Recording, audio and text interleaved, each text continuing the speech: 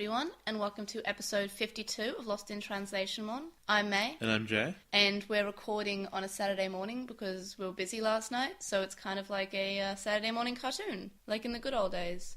This week, we watched The Dark Gate. Or The Dark Gate. And Jewel of the Wargreymon. Or BlackWarGreymon versus Wargreymon. And let's see what you thought about it in an Obnoxious Synopsis.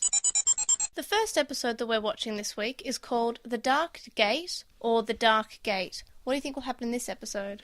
So, we already have some discussion by Oikawa about turning Hikari Gaoka into Dark Gaoka, or whatever it is. So basically, though I can't really pull much more out of it than this, I think that they're going to try and reopen that original digital gate that opened above, also known as the Big Digital Chicken Egg Hatching, I think is how You mean Parrotmon? No, but they referred to it in general. Yeah, I don't think Paramount will actually show up. I think that's a Digimon that's just random. But yeah, they're going to reopen the gate, but they're going to do it in an evil way. I don't think it'll be to the Dark Ocean. I think they're just opening it up so that evil Digimon can come through. Where do you get the idea that the Dark Ocean's in this? Because the last time we saw a Dark Gate was to the Dark Ocean. Right. That was what powered Ken's ship. Oh, right. Yeah, and I guess I imagine that the kids the abducted children must have something to do with that. That would be a legitimately super evil thing to do, to kidnap a bunch of children and then try to sacrifice them to open a gate to the digital world. Which, if he was an original Digidestined and he can't open digital gates because he doesn't have a D3, would be really interesting, because that would be his way of getting back. Right, so you think that's what he wants from the kids, a way to get to the digital world? I think that makes sense. And do you think there'll be any new evolutions in these episodes? I don't think so. Right. In either of these episodes? I don't know. What's the other one called again? The next one's called Jewel of the Wargreymon. Hey, BlackWarGreymon comes back, I guess. But we'll cover that in a sec. So do you think it'll be a good episode? Yeah, I think that they've been going pretty strong and the story hasn't ended yet. So, they haven't run out of ideas. They could ruin it, but generally with Digimon, what they do is they have a really good idea and they go from beginning to end, but then they have to fill in 50 more episodes. So, that good idea gets drowned out in a lot of bad stuff. Right. So what do you think you'll rate it? I think it's going to hold a solid 8. So, wow, you've got your faith back. Yeah, 2 episodes in a row will do that. The second episode is called Jewel of the Wargreymon, or BlackWarGreymon versus Wargreymon. What do you think is going to happen in these episodes? I'm pretty sure that BlackWarGreymon shows up, probably through whatever gate is opened in this sense, and it's possible that that's a side effect of calling through lots of Dark Towers or calling through lots of evil Digimon, that he just happens to come through because that's kind of his deal. I don't know why they'd still fight him, because they've already established they don't need to do that. It could be a huge misunderstanding, much in the same way that Wargreymon versus MetalGurumon was, which I think is what I'm going with at the moment, because I don't think I could handle BlackWarGreymon showing up again and just being evil again for no reason. Mm-hmm. I think it needs to be Tai doesn't know the story. So do you think Tai doesn't know and he's making him fight? Well, I guess. If you saw an evil version of your Digimon, wouldn't you be freaking out about it? Right. Anything else you want to say? No, I think I've pulled a lot of out of that, considering that both titles are the same words, basically. Yeah, basically, and both of them are. Do you think it's going to be a good episode? Do you think do you still have faith in this, or do you think they're probably going to plummet because you don't like BlackWarGreymon? It's weird. This feels like a filler part of this arc. I don't have much interest in these two fighting because I don't care, mm-hmm. Right? So yeah, I think that it's entirely possible that this is a small event that is getting the name outside of an episode that otherwise frames it really well. Right. But I'm gonna give this one a lower 6.5 or something. Because... Right. So you think it's not gonna be dreadful, but it's not gonna be anything to write home about? No, I think it's gonna be a pause break in the middle of good episodes. Right. Well, I guess we'll find out, and hopefully that they're as good as they were last week. I think so too. All right, on to the show. For Diginews this week, we don't really have any Diginews. There was something I didn't mention last week, which was Chapter 3 has a sort of rough synopsis intro description, but we're not going to obviously cover that because Jay hasn't seen Chapter 2 yet. And so we'll talk about that when we cover Chapter 2 in a few weeks after we finish 02. So that'll be I want to say early June, I think. Maybe, I don't know. Speaking of finishing 02, we're going to have overall 0-2 episode discussion questions like we did last year, and these will be things like, biggest differences, best and worst episode in English, best and worst episode in the original, like if there's any difference between those two, episode with most changes, episode with the least changes, so basically anything with lots of fighting technically can't, while it's not a good episode, it may not be a good episode, technically doesn't have that much changes. Do I have to look over all my notes? Is that what's happening? That sounds awful. Yeah. I was also going to ask you to set up the images for them because I'm really busy. If you have any time, we could set up the images, but we'll get to that later. I'm gonna die. Yeah, just get screenshots, put them together, just have a lot of Daisuke's face if you want I have the worst to watch character. Digimon again. So original character from season 1 who has changed the most, and whether or not we like the original versus the new characters. And that'll be something that I'll be posting over social media in the next couple of weeks just for our 0-2 overall discussion episode. We also released last week our anniversary special because we turned 1 on Tuesday. That means we missed 2 weeks. Yeah, we did, because you were sick early in June, I think, and then you had exams later on. Or maybe it was the opposite thing. I know you had exams, you had exams the first time, and then you were sick later on. So yeah, we've only missed 2 weeks. Yeah, because 53 is usually an anniversary for a weekly show. Yeah. So yeah, well, this is episode 52. Yeah, but 53 is usually the anniversary. Yeah. So yeah, we missed 2 weeks, but this is our 63rd episode, so we've done a lot more than one per week. We do a lot of work. Yeah, we've done 91 plus hours, I think I worked it out to be. There is a lot of Digimon in my life, and that is a lot more than I would like. Well, you're hanging out with me, so of course there's lots of Digimon. Anyway, so yeah, if you haven't listened to that already, you can if you want to. We basically just talk about, what we've done in the past year, what we want to do, stuff like that, what we think about the future, cool stuff. We also had cake. Jay cooked cake. It was my favourite. It was an Oreo cheesecake. On to Postmon Pat.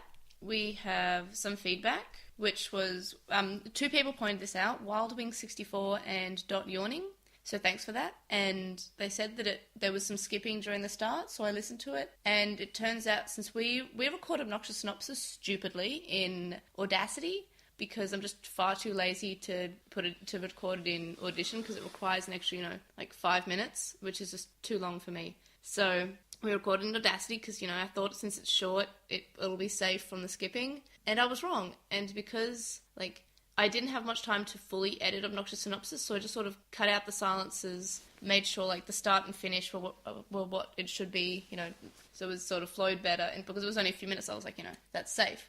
But it turned out it wasn't, and there was skipping, so it's kind of hard to understand what we were saying. But this week we also recorded in Audacity, but Jay, you said you listened to it? Yeah, it sounded fine. So there was no, skipping in conversations? Not that I noticed. Fantastic. So this week should be fine. We won't be recording in Audacity again. I'll still be editing on Audacity just because it's so much easier, and I don't have time to learn how to edit in Audition. But yeah, so no more recording on Audacity. I learnt my lesson for the second time. Yeah. With the Will, Metal Marmimon says that they are looking forward to us starting Tamers, as a lot of what Jay says, it'd be really cool if this happens in Tamers. I know, but I've also said contradictory things because I would like to watch a different show. So, I guess we'll see when we get there. Well, it's written by the person who did the Call of Daemon episode. You've mentioned that, yeah. On with the Will, WildWing64 says, in a way, there's something about the original chosen Digimon sacrificing their ability to evolve to benefit the current main hero that's kind of neat in the sense that it sends a message about self-sacrifice for the greater good. On the other hand, seeing them deliberately nerfed yet again, and this time to benefit the current main hero, is eye-roll inducing. The latter has been my viewpoint for years, though maybe a rewatch of the episodes will change that.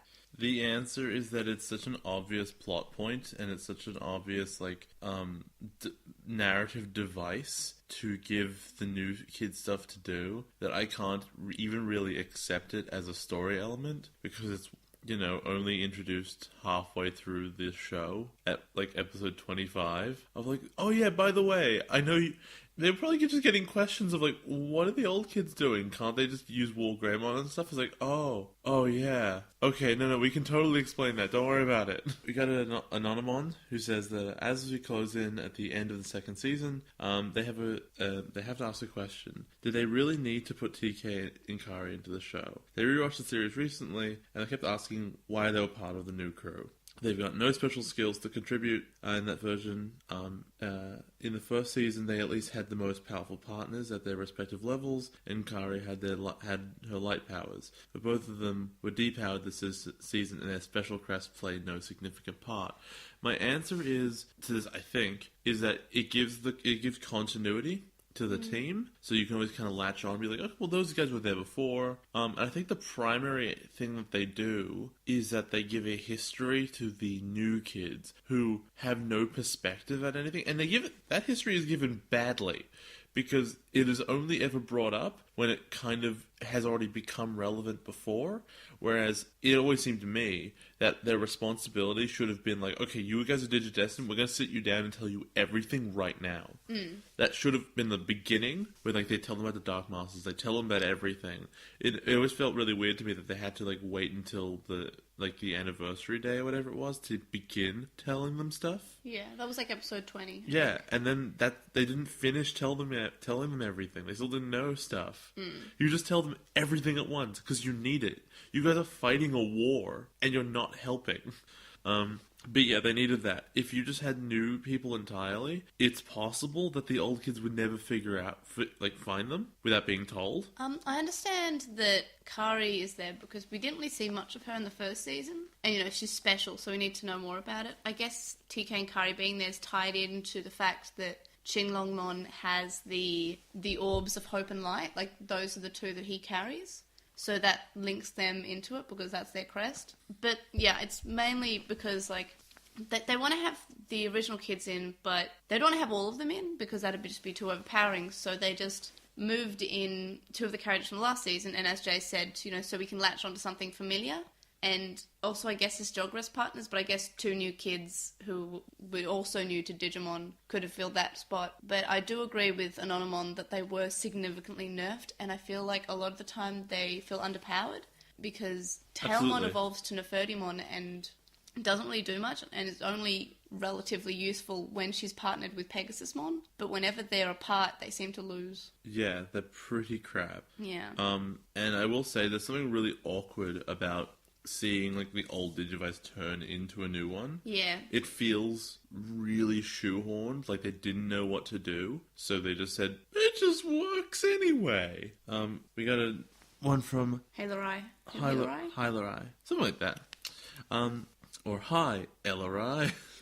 Not only Creepymon was changed, every religiously based name was changed in the dub. Like Holy Angemon, Beelzemon, or Lilithmon. They're pretty sure the reason is because at the time anime was the spawn of Satan to brainwash kids to join Satan's army, or at least Pokemon was, and Digimon was the same thing for most parents. Probably a fair way to look at it. This is also mentioned kind of in an email that we got from SP, who says, names like Skull, Satamon and Daemon or Devimon stay in the English dub, but any reference to holy elements are removed, like Holy Angemon becoming Magnamon. It's pretty ironic.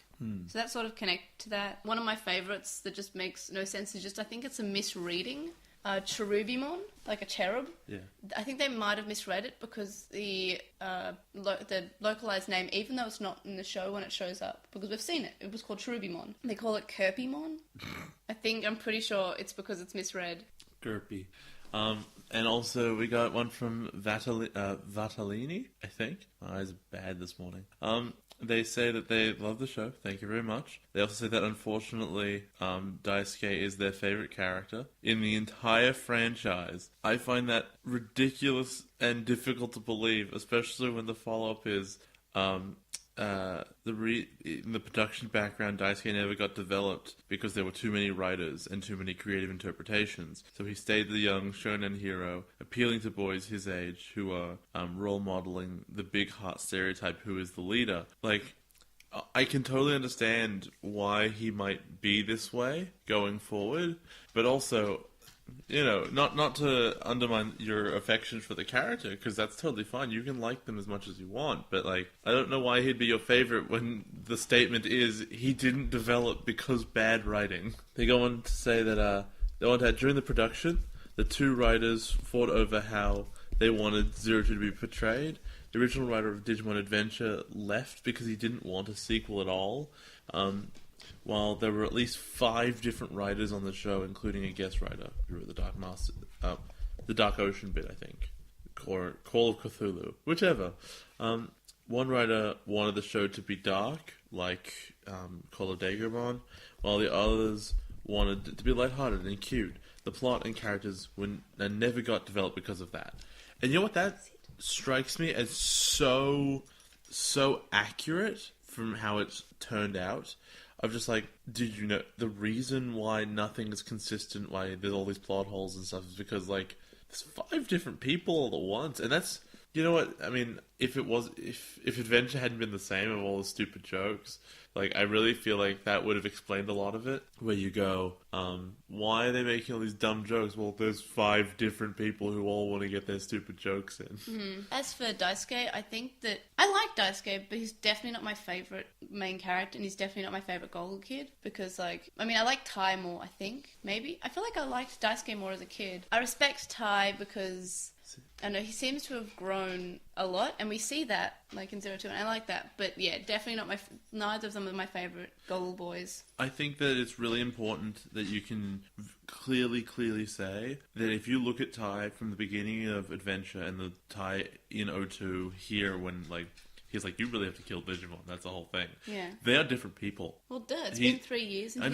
he's grown a lot, which is good. That's how you do character development. But I feel like if you saw Davis in 3 years, he'd be exactly the same. Well, I guess we'll find out if he shows up in Try, and he's not dead. Hope he's dead. On Gmail, Chakmon says, I think my general summary of 02 would be an observation made by Jabe in this past episode. It's weird how rushed it is. It wastes a lot of time. If Chakmon learned anything from this rewatch, it's just that they always knew that the fatal flaw of 02 was how rushed the story arcs are, but when you actually think about it and measure it, the time dedicated to extend full Digivolution sequences, you realise they're not trying that hard to write compelling episodes. It's a bit sad. I wonder, with 50 episodes, and often, I think the average evolutions per episode is probably at least 3. I'm wondering how much time was spent on evolutions in these episodes. I don't want to work it out. I feel like 2 full episodes were just evolutions. I was going to say definitely like, an episode or 2. And that's disgusting. You shouldn't be able to look at a series and say, this is this many episodes, but so much time is wasted. It is several episodes shorter. I wonder what would happen if you cut Digimon down to remove all instances of Daisuke and did the Digivolution scenes. You can't just take Daisuke out. I know, but like any mention of Daisuke is cut. That's really random. I know. I don't think it would be followable. I don't think you could. No, I mean like kind of in a Garfield without Garfield way. Like, oh, you mean as in rather than taking out the scenes, just editing him out of it and just making it silent when he speaks? No, but because there's tons of time where people just, okay, I'm going to give you probably the worst example of what would happen. Yeah. Of when like Iori and Ken were fighting. Yeah. And he's like, they should really grow up, and everyone goes, pfft. Yeah, they're just doing it for no reason. Now it's silence, silence, silence. Everyone turns and goes, what? Also, it's called Garfield minus Garfield. No, Garfield without Garfield is how everyone knows it. Yeah, but like I swear it was called Garfield without Garfield, but I guess I think this is just the blog name you have found. No, this is the official one, because I also found it on. It's also. Oh, okay, no, it is minus. Yeah. Wow, look at that. Yeah, I never knew it was. Without sounds so much better. Chuckmon says that Jay shouldn't be allowed to give half ratings because to award episode 44 a 10 like I did. And their suspicion is that Jay will never give a 10 unless it's completely flawless, which will never happen. Didn't Playing Games give it a 10? I think you might have given it a 9. I feel like I gave it a 10. Really? Okay. Maybe. But that's the problem with the 10 rating I've always found. A 10 rating comes off as 100%, and that means it's the best thing you've ever seen, and that's relative. Yeah, it still had Digimon in it, so Jay didn't like it. Yeah. I don't know, like 10's a really weird number to give anything. And people love to give 10s to stuff. Playing Games was a 10 though. Yeah. And that was a good episode. It's really tough, especially because Playing Games gets better in retrospect, I think. because you go, oh, that was actually a really good example of this, where you kind of hope for it to get better than that, and it never does. So that's a 10. That's what that is. It's the pinnacle of this. I just like episodes when the kids are forced to think, and it's not just throw attacks, win, great. Like the episode where they start using bug spray on Spider Lady. Yeah, that was...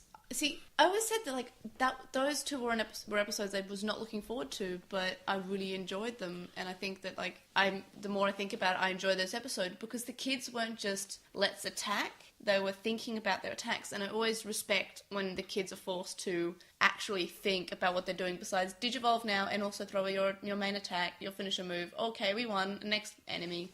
Have I ever told you about, in JoJo's Bizarre Adventure, there's an enemy whose whole basically, in JoJo's Bizarre Adventure, it's kind of like Digimon, where you have a partner. It's called a stand, but they're really, really, really specific. And there's a bad guy whose stand is a power outlet, and all they can do is put a power outlet on stuff, and all it does is, if you touch it, you become magnetic. And they managed to write several chapters based on that, because it'll be like, there's a power outlet on that rock. Why is there a power outlet on that rock? I'm gonna go investigate. They touch it, and all of a sudden, they're magnetic. So, like, metal things are flying at them. Forks, knives, like, fences, doors. Did you just throw a power outlet at something? No, because it has to be attached to stuff. Yeah, but if it was attached to something that you could move. I don't think so. It has to be grounded. I think it has to be grounded. That's really specific.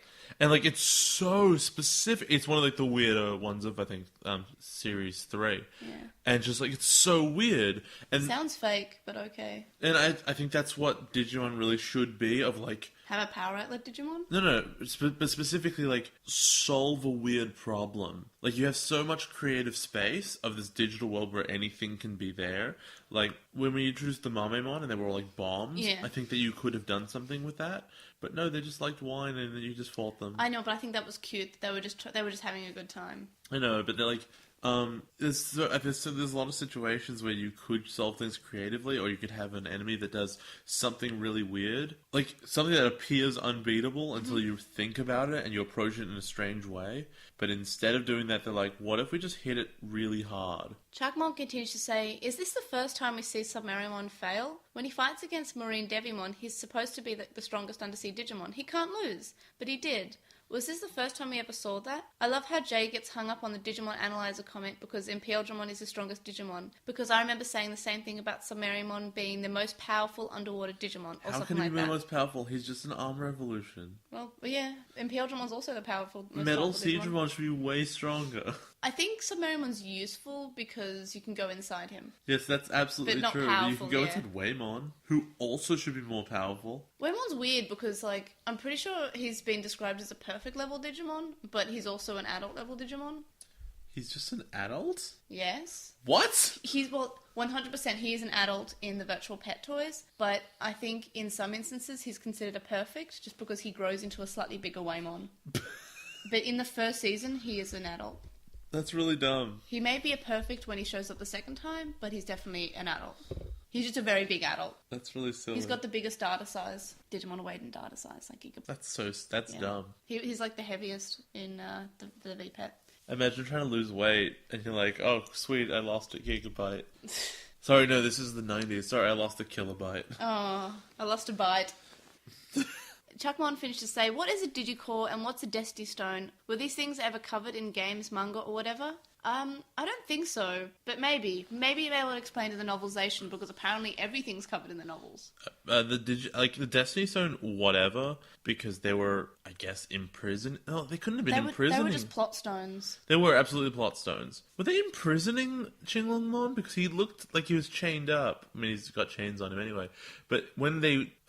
So why was it destroying? Oh, no, destroying it was evil. I think it was hurting him to destroy it. I think they're access points. Yeah, but no, because he was regrowing them, so he wants them there. So they're not imprisoning them. I think they're just his power things. Maybe, but you can. It's very plot. Very much so. You can definitely infer a lot of stuff about them, but it's mostly convenient stuff. They're just plot stones. Yeah.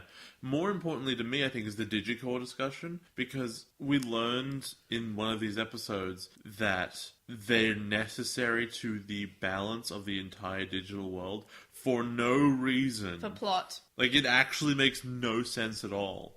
And I'd be really interested to know if that actually comes up again. I wonder where Qinglongmon is at the moment. It's just hanging out. They're just hanging out with the 20 Jedis, hundreds of Jedis. How many Jedis They're there not are? called Jedis. One of them is called Jedi clones then. is Yukari. Eucalyptus. Eucalyptus. I'm so upset. Yes, when I have a kid, I'm going to call them Eucalyptus. Don't do that. Please don't do that. We're not doing that. SP also sent us an email saying Daisuke is left behind in character growth because he doesn't have conflict about killing Digimon. And I agree with that. I feel like he's always okay with everything. He's always on board with whatever changes happen. Like, he forgives Ken instantly. I wouldn't say he's left behind because he doesn't have conflict about killing Digimon. I think it's because he never talks about it. It's that, like, because it's accepted that he doesn't care about that, probably. I mean, I feel like in other times he said, like, oh, we can't do that. But, yeah, he's probably just fine with it. They never even pointed out. It's never like, this is him. This is why he's different.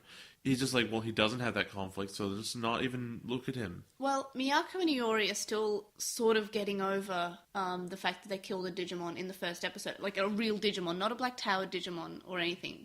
A real Digimon. And, I mean, the dub removes the fact that Miyako still cares. And Iori is, still saying, oh, we don't ever kill another Digimon, do we? And it's just... Daisuke was, they killed Skull Satamon. They were the first ones to really kill a Digimon, and both of them are fine in the next episode. Ken's not saying, oh no, I killed a Digimon, I'm so terrible. And that would be fair enough for Ken to stress about that because of how awful he was. Nah, he's too used to it. Yeah, he should be like, oh no, I thought I was better than this, I can't believe I killed a Digimon. Daisuke's not, thinking about the fact he killed a Digimon when he's riding on Raidramon. They're all over it. They're completely involuntarily over it. It's not mentioned ever again. So I feel like I want to say he's perfect, but he's not. They're just like, he's so okay with everything. He doesn't need any character development. I don't know. I feel like it's a Gary Stu kind of. I don't think so. He's so crap in so many ways. Yeah, I think it's an attempt. John Summers says, the WonderSwan games didn't really explain what happens to Ryo's parents. Maybe they went with him to the new universe. That seems unlikely, because I feel like... Well, maybe we see them in the universe when we get to it. Oh my god! Maybe we do. Maybe it's something we haven't seen yet. Also on our email, Randy Butternubs, which is a great name. That's an excellent name. Said that they made a cartoon partly inspired by our podcast. And we'll link this in the description. It's Steven Universe just fights a Pokemon, and it's pretty cute. I showed you that, didn't I? Yes. Yes. Yep. Yes. What do you think of it? It was great. Yeah. It was excellent. And also they had pizza, and a Pokemon was like, yeah, pizza. It's really cute. But I only get the crusts. That's still my favourite, number one line. Kyle Leone also sent us an email, and they say, I discovered your podcast about a week ago, and I've been binge listening to it. But I'm only about a quarter into 02 as of right now. I'm really enjoying it, though. While I'm not listening ahead, I saw that you've been doing this for a year, so I wanted to say happy anniversary. You guys rock. So thank you. And that's really great to hear. It's like, because I worked out how many hours we've put in, and it was 91 as of last week. And I'm just like, how are people listening to all of this in a week? We've done more than 4 days of content. Yeah, I guess almost 4 days. I guess if you're listening on 2 times speed, yeah. Because I used to listen to things on 2 times speed, but then I ran out of podcasts, so I want to make them last longer. And I'm just kind of listen to them on normal speed now. Just listen to more 3-hour shows like I do. Yeah, I feel like an hour is a good one for me to listen to because I can listen to it on my lunch break. Or audiobooks, which are 60 hours. Yeah, I kind of want to get into audiobooks. But yeah, thank you for that. And it's always great to hear from a new listener. And I know, it makes me happy that we seem to be getting more and more listeners all the time. And that's really great because I'm glad that what we're doing is appreciated and people enjoy it. And yay. So thank you for listening. And I hope that when you listen to this episode that you are happy, and I hope that you have a great day. The last email is from Andrew, and he says, people do still care about Slenderman, and Slenderman plushies would be cute. I want to get back up to date in Marble Hornets. I think I was up to episode 40. I don't think it's probably not worth doing. I was listening to it with a partner at the time, ages ago, and then we kind of stopped because we weren't together anymore. But I don't know, something was happening, people were coughing a lot, and that's all, that's what I remember. But it was just I don't know, it was good. It was good. I like it. I want a Slenderman plushie too. Maybe one day you'll get yours. One day it'll show up. You know what? I just realized that guy doesn't have the same shipping address anymore. What? It probably did arrive, just not for him. Well, his mum still lives there, doesn't he? I don't know. I should ask him about that.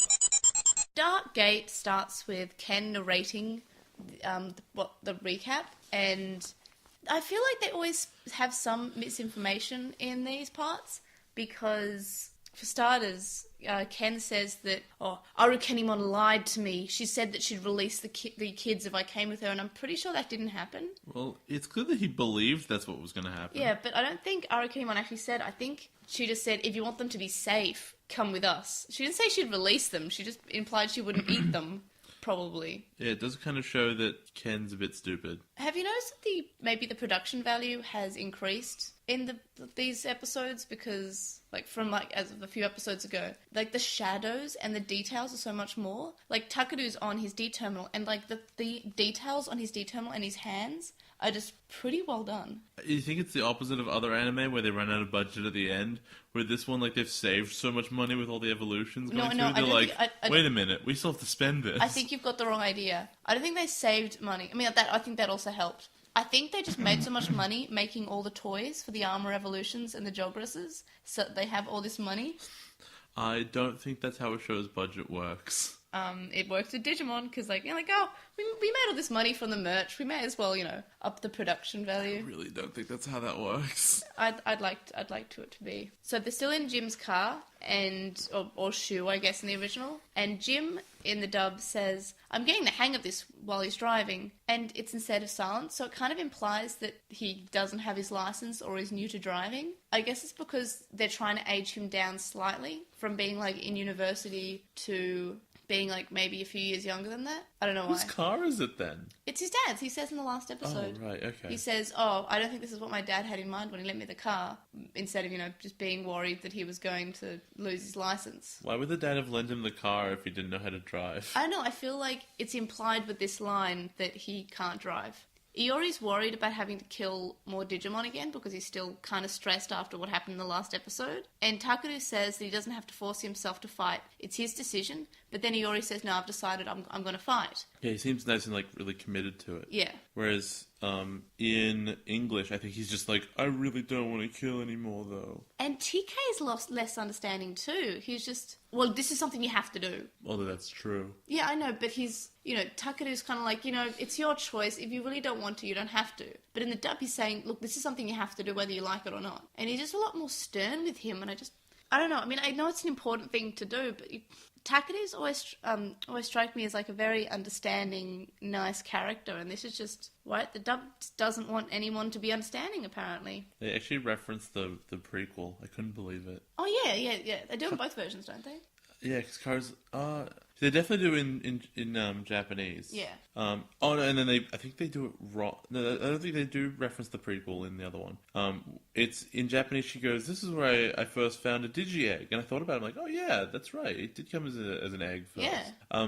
In English, it came out of the dad's computer. Garamon says that Hikaru Oka was the first thing she saw of the real world. And that's fair. I don't think that's true, though. No, but she came through with Vandemon. Yeah, and he was in that base in the park, which I don't think was in there. I know she went... No, they came in through the gate in Hikaru Oka. Wait, no, they didn't. No, they didn't. No, Vandemon's army did, because that's where the gate was. But that was in the underground bunker, which was in a park over somewhere else. Oh, really? I thought it was in Hikaru Oka, because that's always where they've said that the one of the ports to the digital world. I don't know. But it wouldn't be the one that comes through that thing from his fortress. But it's definitely said in both versions that Talmon arrived there in this episode. And whether or not that's actually true is apparently up for debate. But it's because it's so long ago. Actually, wasn't it on an island? They had to fly there.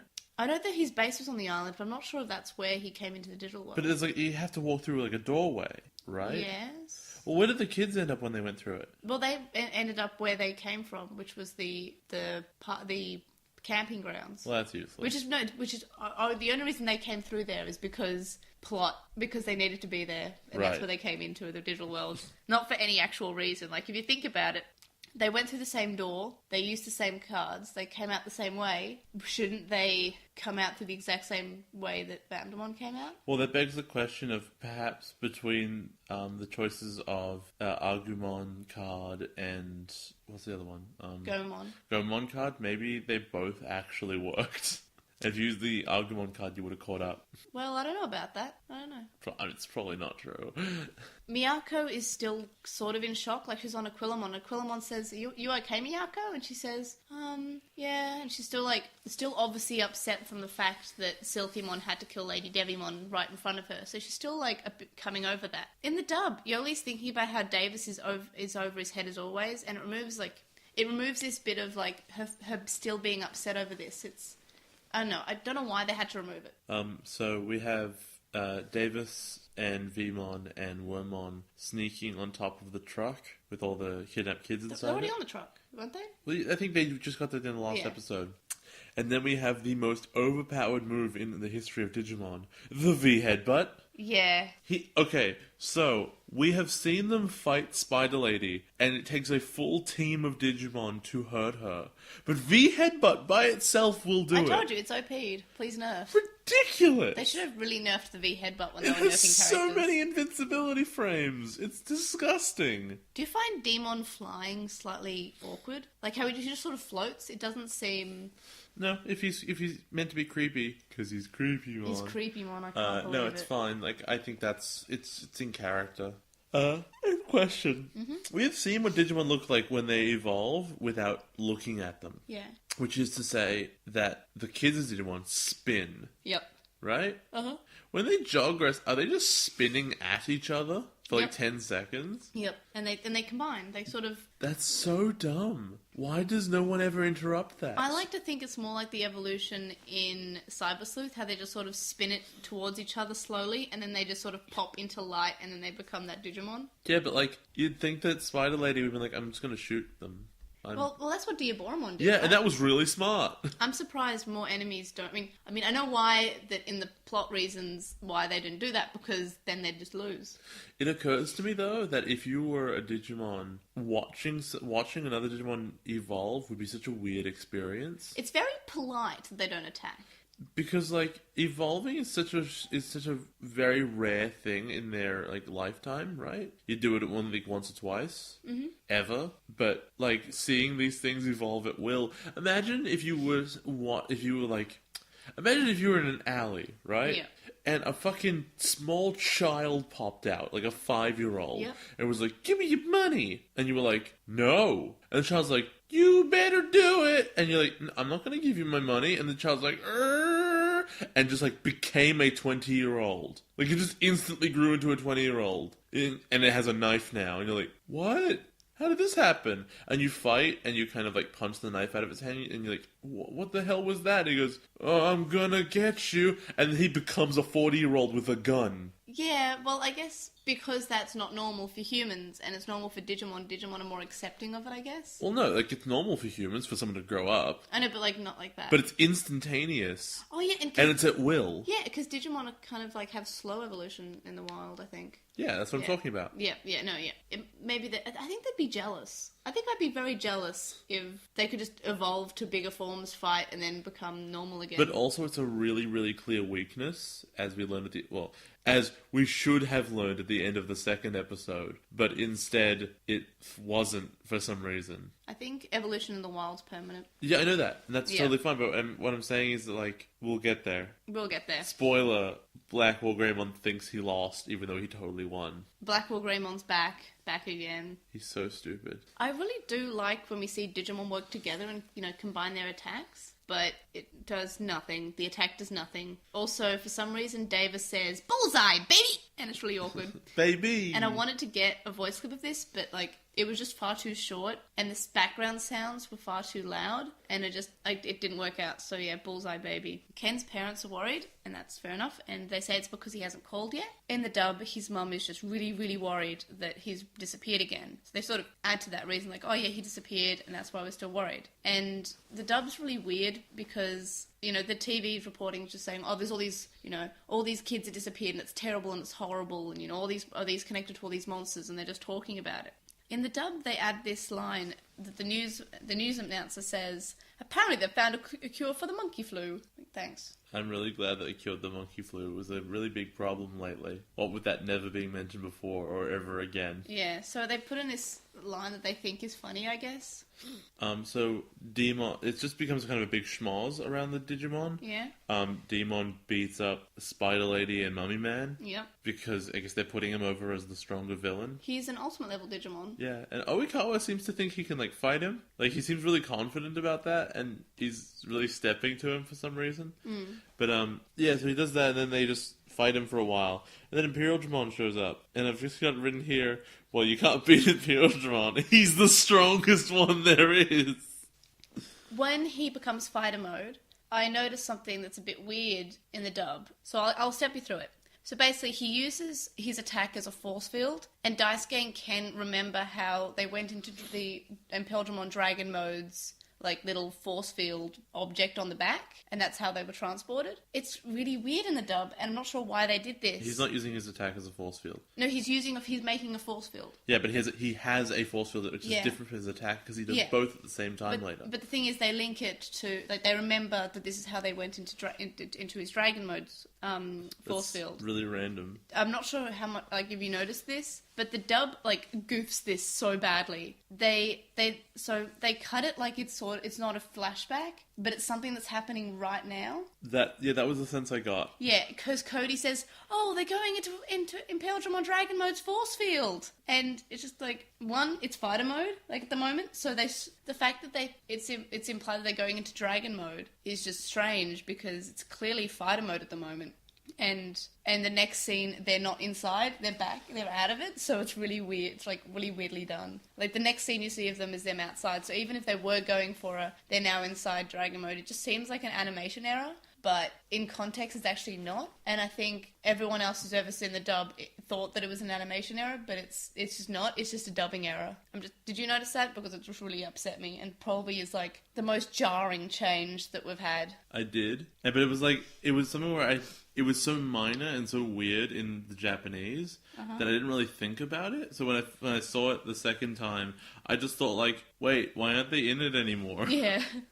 So Demon says he can open digital gates at will. Does that mean does he have a D3? Like, how can he do that? He's just very magic. He's strong, but he's not the strongest Digimon, because we know Imperial Dramon's the strongest Digimon. Oh, he's the strongest one there is. We know that. Yeah, 100%. Could Imperial Dramon beat another Imperial Dramon? He's the strongest one, but the other one would also be the strongest one. Well, they would just fight forever, wouldn't they? I guess so. Because neither of them can lose. Because they're the strongest one. Is fighter mode stronger? Because it can't be, right? Because Imperial Dramon's the strongest one, so fighter mode would get weaker. It's technically a downgrade when they become fighter mode. He's no longer the strongest one. I really like how Shakuramon absorbs attacks and then looks so tired afterwards. Like, he blows it out and he goes, whew. It's cute. Really cute. And I'm not sure how they made, like, this, like, statue thing, this totem thing, just cute, but they managed. A face. They managed, because they just go, whew. And also you're British, so you really like tea kettles. Oh, it's, okay, you're right. It is a tea kettle. It's a bit of a tea kettle. It's a little bit of a tea kettle. It absorbs it with its junk. Takeru's angry at the darkness again, and I'm glad that they kept this plot point, because, I just think it's a thing about Takeru's personality, and I don't know, just the dub kind of removes it, and TK just says, "This monster doesn't care who he hurts. We can't let him get what he wants. Do you hear me, you overgrown pigeon? We'll never surrender to you, no matter what." That's dumb. Please tell me how this creepy Digimon, this creepymon, if you will. It's a man. He's not an overgrown pigeon. Like, that is something that he is clearly not. Actually, you know what this is exactly? I'd really like you to put this in the show notes. Yeah. It's just the higher power from wrestling. It's with the robe, and he takes off the hood. He's like, "It was me, Austin. It was me all along." Look at just WWF higher power. So are you telling me that Vince McMahon is an overgrown pigeon? Yes, that's exactly what I'm telling you. I will put this in the show notes. I want to see help WWF protect animals. Oh, that's right. They changed. That's why they changed. Scroll up. I want to see if you can see him in like with the hood on. So images. There you go. We're just doing this exploration now. So there's him in the robe and everything. Yeah. But I want to see with the hood. Yeah, there it is. That's the one. Yeah. Top left. Click that. There he is. That's Creepymon. Yep, 100%. That's the high power. It was him, Austin. It was me. It was me, Davis. So it was me all along. There's this weird thing when they're really holding Creepymon back, and you go, and it's like going, what could we can't send him back to the digital world because he'll just come back. What could we possibly do? And it's so weird. They just spent 2 episodes setting up permanent solutions as an option in like extreme circumstances. I feel like they don't think that they can kill him because he's too powerful. They don't even entertain the idea, though. They don't say like we have to kill him. They say we can't send him back. Now what? I think it's implied that they can't kill him because they used all of their attacks. No, but they never even mention it. If they'd mentioned it, I would understand. Mm-hmm. But they say, if we send him back to the digital world, he'll come back. So we've run out of options. Yeah. Which is so weird. I feel like they have sort of made... There's just a bit of a failure of writing here. I think it's because they have thrown all their attacks and they're the strongest that they can be, and... their attacks do nothing. He just shrugs them off. Like, he doesn't even seem slightly damaged by it. So I think they are under the impression that the only alternative is to send him somewhere. So I think that's their reasoning. I've always got the impression that they're toning down their attacks when they're fighting real Digimon. Because they'll fight them and they'll hit them with stuff and it won't do anything. And then sometimes you'll go, bam, and they just die. One hit. Like... how come when Angelmon was fighting Lady Devimon, it was... oh, no, sorry, when Sylphimon was fighting Lady Devimon, it was back and forth, and it was difficult, and then one hit, dead. Yeah, you're right. I think they weren't trying. And I just don't think they were entertaining the idea of killing it, because you already said, I don't want to kill anybody, and they've all been like, no, that's not what we're doing. But even though we just established that's what you're doing. We've just established that in extreme circumstances, it's okay to kill. If I was doing a Digimon dub, I swear I'd put, an extra line just to explain some reasoning. Like, I'd have Davis saying, we're using our full attacks and we can't even put a scratch on him. Or maybe when Miyako and Iori are feeling worthless, one of them could say...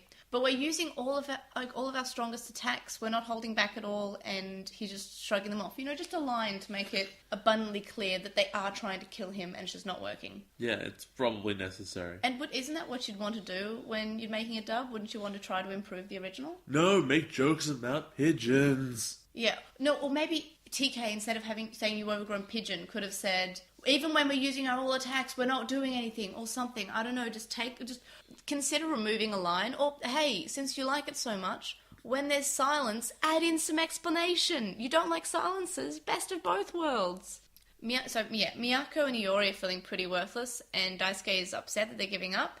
As always, Davis seems much more upset with them, and less understanding, because the dub can't be understanding of any emotions, can they? Takeru's really upset, and again, TK seems to be more upset at Demon specifically, rather than just all of the powers of darkness. Like, he just doesn't like darkness, and that makes sense because, his background with Devimon and Angemon. Hikari suggests the Dark Ocean, and then Ken considers his Digivice as being the thing that's able to open the Dark Gate, because that's how he got there before. When he tries to open the gate, it seems to be hurting him, and Hikari holds him, and not to give up. And I like that the order of how the kids join in. Hikari is the next understanding because she's been to the Dark Ocean, she's been in a dark place mentally, and so she understands. Takeru has a dark place when he thinks about how Patamon almost died, and how he hates the powers of darkness. Miyako and Iori don't have that much of darkness in them. Miyako, she went to the dark world because she was having an anxiety attack because she couldn't understand what Ken and Hikari were going through. And Iori has, darkness when it comes to good versus evil and the fact that his father died. I mean, I guess, but here's the thing is that I feel like Iori was just really willing to give up, instantly. Mm-hmm. I'm just this will never work. I don't know. And, he's never been that character before. And now he's we're done. But it's a plot. Oh, so annoying. Sorry, I was going to ask, and I've asked this about the Dark Masters before, but at least we had an excuse for them. If there was something so powerful as Demon, especially now that, the time is synced up, how has no one ever heard of him before? Good point. If he was so strong, wouldn't he have taken over the digital world already? Yeah, why didn't he try to do that while the kids were gone? The kids have... When the kids were flying around the real world, right? Yeah. Why didn't he say, okay, the kids have been gone for a while. They haven't gone to the digital world for a while. Why? Yeah, that's a good point. Because he's easily strong enough that he could use those, 3 days that they spent in the real world to take over the real world. So he just kind of shows up. Yeah. And then just kind of goes away, and it's, okay, fantastic. Thanks, Digimon. There's only 4 episodes left, and he says he's coming back, but there's not very much time. I'm not sure he's actually coming back. Well, he says he's coming back in the dub. Anyway, so Daisuke being last, I'm happy with that he wasn't the first one, because he has no darkness. He's just the happy-go-lucky guy who doesn't have any, darkness within him or any personal demons that he has to fight. Personal demons. Oh my god. And, he has that inspirational speech because he's the leader. And I think that it might have been more fitting for Hikari to give this speech. Just saying, look, I've been there. I know the darkness. I know it's hard to overcome. And I feel like that they had to give the speech to Daisuke because he's the main character, but it just felt like it didn't fit him as well. I think anybody could have given most of the speech, but I think it would have been better if it was anybody but Daisuke. I think Kari's speech would have been different. It would have been more focused on that. Yeah. I actually thought the speech was fine. In fact, I thought it was actually better in English to an extent. I couldn't tell you exactly why. I didn't write it all down, but I remember that was the impression I got at the time. And I thought it was fine. I thought it was quite good. It was another one of those moments where you look at Davis and you go, I don't know how you got here. Yeah. In your journey, you went from running away from a peeing turtle and now you're here. But I couldn't tell you at what point you became here. Whereas with Tai, you could always be like, I understand all the situations that got you to where you were. And it's really annoying because I also want to see his character development. But the writers were like, no, he developed. And you go, when? And they go, oh, when we were having coffee this morning and we thought it would be funny. Yeah, it just sort of happened. It's even if the speech is better in English, it's annoying that they always have to have a character to put Davis down whenever he says something, inspirational or that makes sense. Because in the dub, Kari says, wow, Davis is actually making sense for once. And this is when she's smiling. When in the original, she is just saying, oh, I can feel Ken's heart. I can feel what he's been fighting all along, and I can feel that, he's overcoming it, and I can feel this warmth. And that's what she's saying. In the dub, they just make it this moment where she's like, oh, wow, I'm so amazed Davis is making sense. Yeah, they always really struggle to put him over as the top babyface in this company. Yeah, basically.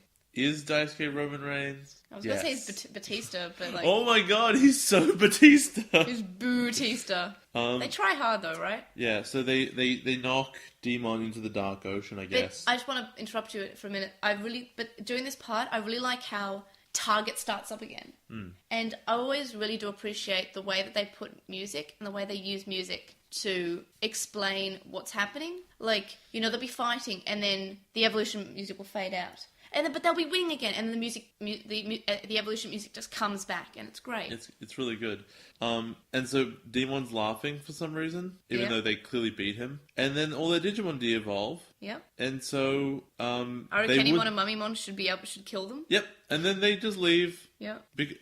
Because they're running away from the police, I guess. Yeah. Which is super weird. Because they could kill the police. Because Digimon have been hit by tanks before, and they were totally fine. Do you ever just think that they wouldn't want to get arrested, though? I don't know why the Digimon haven't considered the possibility of killing people. Yeah, and Lady Devimon did totally considered it. Yeah, but she was the only one. I feel like Mummimon's gun could just kill a person, right? Absolutely, it's made out of lightning. You can just kill a person. And then let's see. Then Oikawa says to the children, "Remember this place. One day I'll call you back here." Yeah. Now, I have a few questions about this. Okay, ask them. I'll see if I can answer you without plot spoiling. Okay, so he says, as they're driving to Hikariga-oka, we're going to open a digital gate, and we're going to make this Darkuga-oka, or we're going to make it whatever. So, he shows up. Yeah. He doesn't open a gate. Demon does. He clearly didn't plan for Demon to be there. Yeah. Because it was like, oh, okay, well, it's convenient to get rid of Ken now. Yeah. So he had no plans for him to be there. Yeah. A, how was he going to open a digital gate? He clearly had no plans to do so. B, what was his plan once it happened? Because there was a digital gate open. He didn't do anything. Well, he says it was because it was too early to open the gate because the kids stopped him and made the dark gate. I'm trying to figure out what his plan was. Because if it was just to seed all the children... No, the flowers open the gate. That's what he said. But if that was the case... Somehow. But the flowers don't bloom, except that you need to wait time. Also, we know because Ken had a dark seed in him this whole time, and arguably it hasn't flowered yet. It takes a super long time. I think it's implied that his seed was only to be used to plant other seeds. That's not how plants work. I know, but it's a special plant. No, it's not. It's special. It's different. Like he was used to give out his seeds to other children. It's like Father Christmas. Gross. But like, I'm trying to... His plan doesn't really make a lot of sense to me, I guess. And I don't know why he felt like he had to keep them, I don't know, kidnapped and stuff. Oh, yeah, but yeah, if the flowers open the gate, how could they flower instantaneously? Well, they're not flowering. They haven't flowered yet. Then why did he think they could? Because he was taking them there. 100% it's because it was in the script. Oh, like, it's weird. If Demon hadn't been there, I don't think he would have done... I think the same thing would have happened, where he's like, he just gets out of the truck and he's like, walk home now, children. So just before we move off the topic of Demon straight up calls the Dark Ocean Daemon's Ocean in the original. So do you think that means Daemon will be back? There's only 4 episodes left. I think that's going to be... The way I'm getting the sense of it is it's to be like, ooh, the next season's going to cover this really in depth, and it's never going to happen because there's no more. I hope Try might. If the end of 02 doesn't cover it, I want Try to. In the original, Demon laughs and he says that they will regret this. In the dub, Demon says that he'll be back. You're never going to regret this, though. Yeah. There's 4 episodes left. You don't have time to regret this. There's this really strange bit where we see Oikawa in the car gloating over the kids, like saying, ha ha ha, I'm so great, but the kids are so weak. And they replay this animation in the dub. I mean, they actually cut this bit of animation from like later on in the episode, but then they kept it at where it was, so we just have this animation again. But I'll get more to that when we get to the part. So the kids are going to go back home with Jim, and they find out that the car has only room for one more, and Ken and TK are left behind. Well, they're the two that don't have a seat yet. Ken says, oh, I'll stay because I live in Tamachi and, that's not too far. And Takeru says that he can manage because his parents know about Digimon and he can get home. In the dub, TK adds that he can walk home, and I'm pretty sure we know that Odaiba and Hikari Gaoka are far away from each other. Just get Pegasusmon to fly there. But yeah, he says walk. You could fly there, though. Yeah. Then, when they're in the car, Ken explains about the dark seed to the kids. When Ken gets home, his parents are worried, and they're happy that he's home. His dad is angry for making his mother cry and asks him what he's involved with. In the dub, his dad is more forgiving. Like, he says, oh, well, as long as you're okay and you don't do it again. Which is just, I feel like the dad was angry, but that was a fair enough reaction because he was worried about his kid. And sometimes parents can be overly upset when, they think their kids have run away from home again. We get a really cute montage with Shu apologising to all the kids' parents. In the dub, I noticed an error. So when Jim is at Iori's house, he says, oh, sorry, Mrs. Inoue. I would like to point out that Yoli's last name is Inoue. Iori's is Hida. Yep. So, well done, dub. When we go to Davis's house, his sister is now into Shu because Yamato is now with Sora, and she saw them together. She's like, oh, but he now has a girlfriend. Well, it's in the Japanese, she's clearly like, oh, I was mistaken. Whereas in English, she's like, I'm so offended that he's with this other woman. Yeah. How could he do this to me? Yeah, in the dub, it's always like she thought that they were already together when they're clearly not. Like, she was never with Matt. He was my boyfriend because I blackmailed him into going on a date with me. We see Ken explaining to his parents about Digimon, and he introduces them to Wormmon, and they look very upset, but there's not much speaking. It's quite a silent scene. You know why they're upset? Because it's a bug? No, because he goes, this is my best friend. Yeah, that's really sad. Like, oh, we thought one of the human friends could be your friend. Imagine, like, your kid's just been like, oh, I've been at a friend's house, and I've been making friends and stuff. And it's been a bug. great. No, and you walk in, the dude's holding a caterpillar, and it's like, this is my best friend. Yeah. His name is Worm. In the dub, it's not silent, and Wormmon's saying that he's been told so many wonderful things, and it's kind of cute. I like this scene. I like that he's, introducing the idea of Digimon to his parents, because he doesn't want to lie to them. He knows that he's going to be away, and he doesn't want to concern them. And also, his dad did ask him, what are you involved with? He's like, drugs. Definitely drugs. So this is when we get a shot of Oikawa in the car. Oikawa. And this is the bit that they grabbed from this scene to put in earlier, and then but still left in the scene. I just found it really awkward that we got this same animation again. And in English, he tells us what his plan is. I'm going to rule the digital world. Dude, that's original. Yeah, I know, like... He's never expressed that was what he wanted. I mean, it makes sense, because that's what everybody wants, but what does everybody want? What does everybody need? That's a nice little wrestling reference for anyone who gets it. But yeah, so it's a motivation. I don't see how he gets from A to B. Plot. But it's a motivation. It's 100% plot. If he was originally a Digidestined, that would make sense. Maybe. What do you think of this episode as someone who is new to Digimon?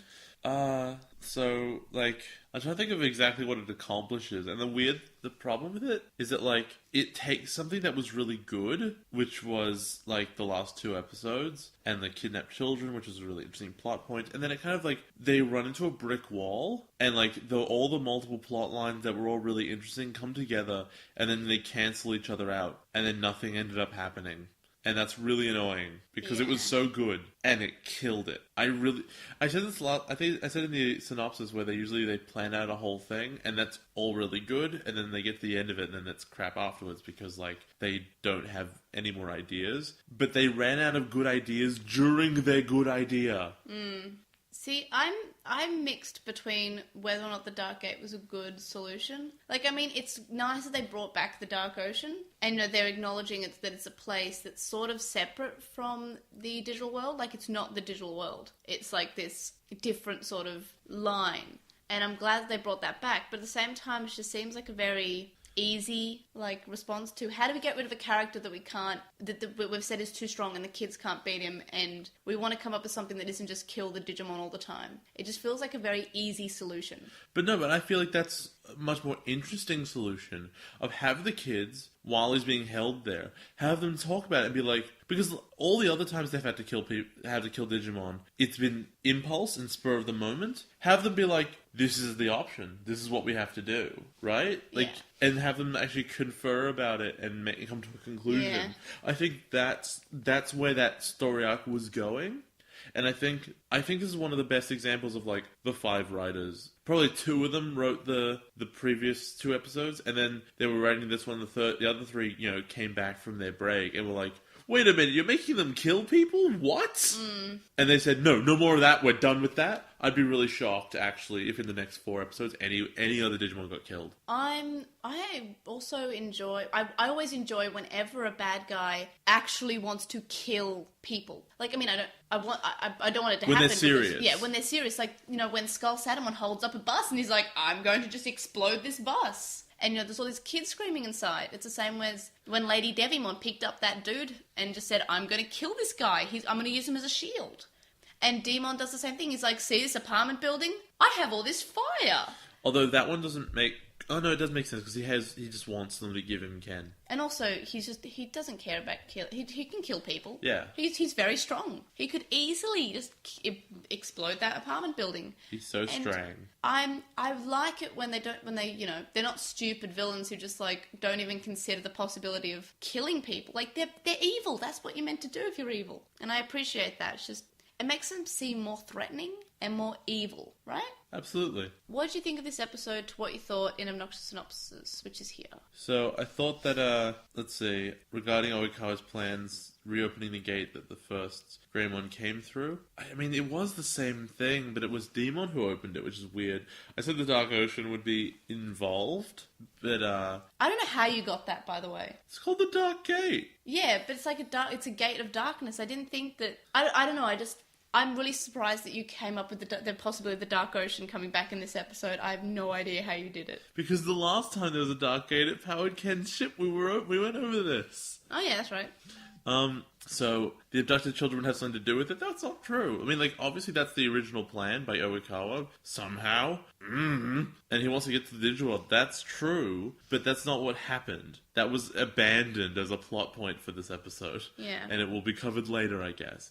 I guess it'd be 8 out of 10. That's not true. It's like a 6 6. I gave it a 4. Yeah, which is weird. I thought that's really harsh. It was a lot of fighting, but I think I'm bouncing between a 4 and a 5 because I don't know. I don't like it when there's lots of fighting, and I'm getting a bit sick of just fighting as like the plot. Yeah, but to be fair, I don't know how they could have done the episode without the fighting though. I think the fighting was needed, but it's just I don't know. The primary element of the fighting was you stay there and we'll talk. The right? Dark Gate bit was good though. And they solved the fight by a means that wasn't just hitting it really hard. It was pushing it through a door, but still. And I like that. It's just that I felt like I don't think it was that great. I feel like I was bored through this episode, and I didn't want to watch it again, and I had to, and I was kind of oh. And that doesn't happen that often, but it's just because this is a podcast where we talk about the translation differences, and if we have 10 minutes of fighting, or 15 minutes of fighting, we can't. And it's the same for the next still episode. have to watch it. Yeah. And, it's not a terrible, terrible episode, but I just feel I don't know, it's missing something, and, See, I found that the World Tour episode's much better than this episode. That's wrong. That is directly and distinctly wrong. At least it was interesting. Things were happening. It's just, it seemed very fast-paced because it was basically 2 episodes per episode. But way more stuff happened in this one. I know, it just that... Maybe I'll give it a 5. I don't know.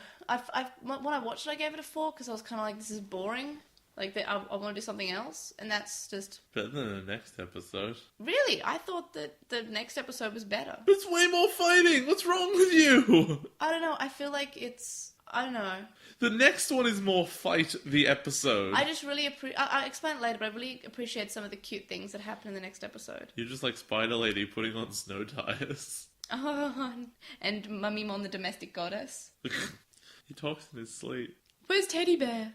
So what differences did you notice, and what do you think was anything that really stuck out to you as a terrible difference? I noticed that Yori wasn't quite as committed to winning at all costs. Because he's just being a wimp again. Yep. Let's see. There's a really weird line, I don't know if you noticed. In Japanese, there's a point where Demon goes, "Give me, the dark seed," and Oikawa goes, "Well, I already planted it in all the other kids, so Ken's expendable now. Yeah, I'll give him over, that's fine." In English, instead of saying that, he turns around and goes, "Once I get the spore planted in the others, I won't need this Ken boy anymore." But they're already taking him out to give him over. Right. So he forgot that he already did it. I noticed that the whole Miyako is still getting over shock, and then them removing that in the dub. I found that anytime that they remove any, slight character development or any character points about them having feelings is removed. I don't like those parts. It's the same with TK being less understanding, TK not being upset at the powers of darkness anymore, but being upset with Demon for wanting to hurt people. Which, he's a bad guy. They all want to hurt people. He's not special because he's want to hurt people. Meanwhile, in the original, Takaru's but this guy's just the powers of darkness, and I can't stand for the powers of darkness. And it's just... Also, the main point was the whole flashback of the force field thing being really jarring in the dub, and just saying, "Oh, look, they're in the force field. Oh, no, they're not. Never mind." It just really upsets me. Also, I don't know if this is just me and my hearing, but... obviously I should have noticed it earlier if it's the case. When he does Imperial Dramon Fighter Mode, does he actually change his name to Fightermon? No, it says Fighter Mode. Okay, because it sounds like mode change to Fightermon. Alright. I feel like sometimes they say Imperial Dramon Fighter Mode in the evolution. I think it's depending on how much time that they have. Because you know how they slightly speed up evolutions depending on time? Yeah. I feel like in the longer version he says Imperial Dramon Fighter Mode. But in this one he said Fighter Mode. And the next episode he says Fighter Form in the English version. Which is actually his name in the original. But I'm pretty sure it translates to Fighter Form. But in the dub, in the next episode, for some reason, he says Fighter Form instead of Fighter Mode. The other thing is, Davis' speech is nicer. Jun is offended by Matt's actions more than anything. And Okawa says he wants to rule the digital world. Those are the really main differences, I think. Yeah. And also, one more thing is just I forgot to mention, just when Okawa looks at the kids and says, "One day I will call you back here," but then they all leave. I don't understand why they would have any reason to listen to him. The Darkseid is making them listen to him, I guess. But he didn't make the Darkseid. He planted these ones in them, but the Darkseeds are based on something Millenniummon. I know they came out of Millenniumon. So why would he have any power over them? He's a person. I don't know. He's just a regular guy. I'm still worried about what's in Jedi's back. I remember being so amazed when I noticed that. Because it was the first time I ever noticed it. I was like, what is that? Was that when we watched it? Yeah, when we were watching it, that's the first time I realised something was going into his back. Because I was like, excuse me, guys, what is this? He's dumped a Malteser into his spine. I want Maltesers. And, like, he's young now, so, like, did they solve it? Why is he young? Because he cloned himself, but I think that... they haven't really explained what the seed in him does. I think it's implied that it made him old and unable to be helpful and forgetful, and that's why he just sort of wasn't giving information to the children. Which is fine, at least it explains why he was useless. But why is he young? Plot. The second episode starts with, in the dub, Davis recapping the last episode, and I don't know why, but he says he didn't need his friends' help in the last episode. Never. Yeah, he's like, oh, we didn't really need them. Like, but you all needed to send the demon to the Dark Ocean, and you all did that. You all participated in that event. I'm just, No, he did it all by himself. What are you talking about? While Ken's dad is looking for the photo of Oikawa, there's a bunch of dub lines, because, you know, we can't just have silence. Yes, sir. We're organizing and cleaning. Any cleaner and the place would be a soap factory. Yeah, I've already organized that drawer, sir. I've got the paper cuts to show for it, too. Sorry, I just need to find something. I'll get the bandages. I'm actually going to miss the office over the holidays. It's always so nice and quiet. Found it! See what I mean? Here's the thing about Ken's dad. I know we saw him in the last episode, we've seen him a bunch of times before this, but something in my head, okay, so here's what I put together. I was a co-worker of your father's, says Oikawa, and I saw you at the funeral. So, even though I knew it was his brother's funeral, not his dad's, I also kind of just thought that his dad was dead. Oh. Like, and I saw him, and I didn't register, and then, like, his dad finds the thing, and I'm like, wait, the guy who worked with him is still alive. Yeah. Because the phrase, you know, I was a co-worker of your father, I believe that's what he said. Not, I am a co-worker. Yeah. It was, I was. Which is weird, because he finds the phone and goes, he hasn't been into work for a few days. I'm pretty sure that's the dub line, though, right? I think it's in both. Oh, really? I Yeah. just thought that, you know... Yeah, I feel like he always used past tense. Maybe it's because he means I haven't worked with him in the last few days because I haven't been at work because I've been too busy abducting children. I secretly quit yesterday, hence I was a co-worker. Also, I want to talk about the funeral for a second. Okay, your kid dies. Mm-hmm. You invite a co-worker who you're not necessarily very close with and you think is creepy. Yeah, I don't know why he was there. Although, have you ever seen Oikawa? He does look like the kind of guy who would just be at a graveyard. Yeah, he's just there anyway. But just oh no, I wasn't invited. He's like reminds me of Richmond. You'd be like, is that Ichijoji? You've seen the IT Crowd, right? Yes. Yeah, you know Richmond. Yes. And then Yes, I do. And their boss dies, and he's got this face paint on, and one of the characters says, "Oh no, you can't go to the funeral like that." And he says, "What funeral?" He's my favorite character. I love him so much. I hate him, actually. I think he's so annoying. I love him. I can't stand him, especially because, like, all his problems are his own fault. Oh, that's when I started listening to Cradle of Filth. They're not actually Cradle of Filth. That would be quite awful. I can't stand him. Like, he was kind of sympathetic when it seemed like he'd been exiled for no reason. Yeah. Then you find out what his deal is, and I'm like, I hate him. I can't. He's so crap. He deserves every terrible thing that happens to him. Like, all the other characters, and I think that's the primary thing about, like, British comedy. When something bad happens to them, they often don't deserve it. Yeah. And you're like, oh, that's sad. This guy is like, he deserves everything that happened that was terrible, and I don't like him at all. He's not sympathetic in any way. And he's like BlackWarGreymon. I just want to fight. I want to fight the most powerful thing. Who is my true enemy? Anyway. Did you make me? Yes. No, but not you.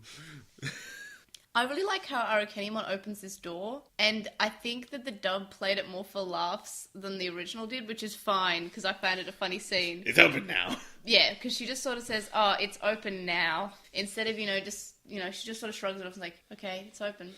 But in the dub, it's more of a, well, it's open now. And I find this part really funny for some reason. It's one of the reasons I like this episode is just this part. The evil kids are so creepy. They play that really well. Yep. They do a really good job of that. Which is what they're meant to be. They're meant to be creepy. And there's a bit where Ken's like, I don't want these kids to suffer like I did. That makes no sense. He didn't suffer. He didn't suffer.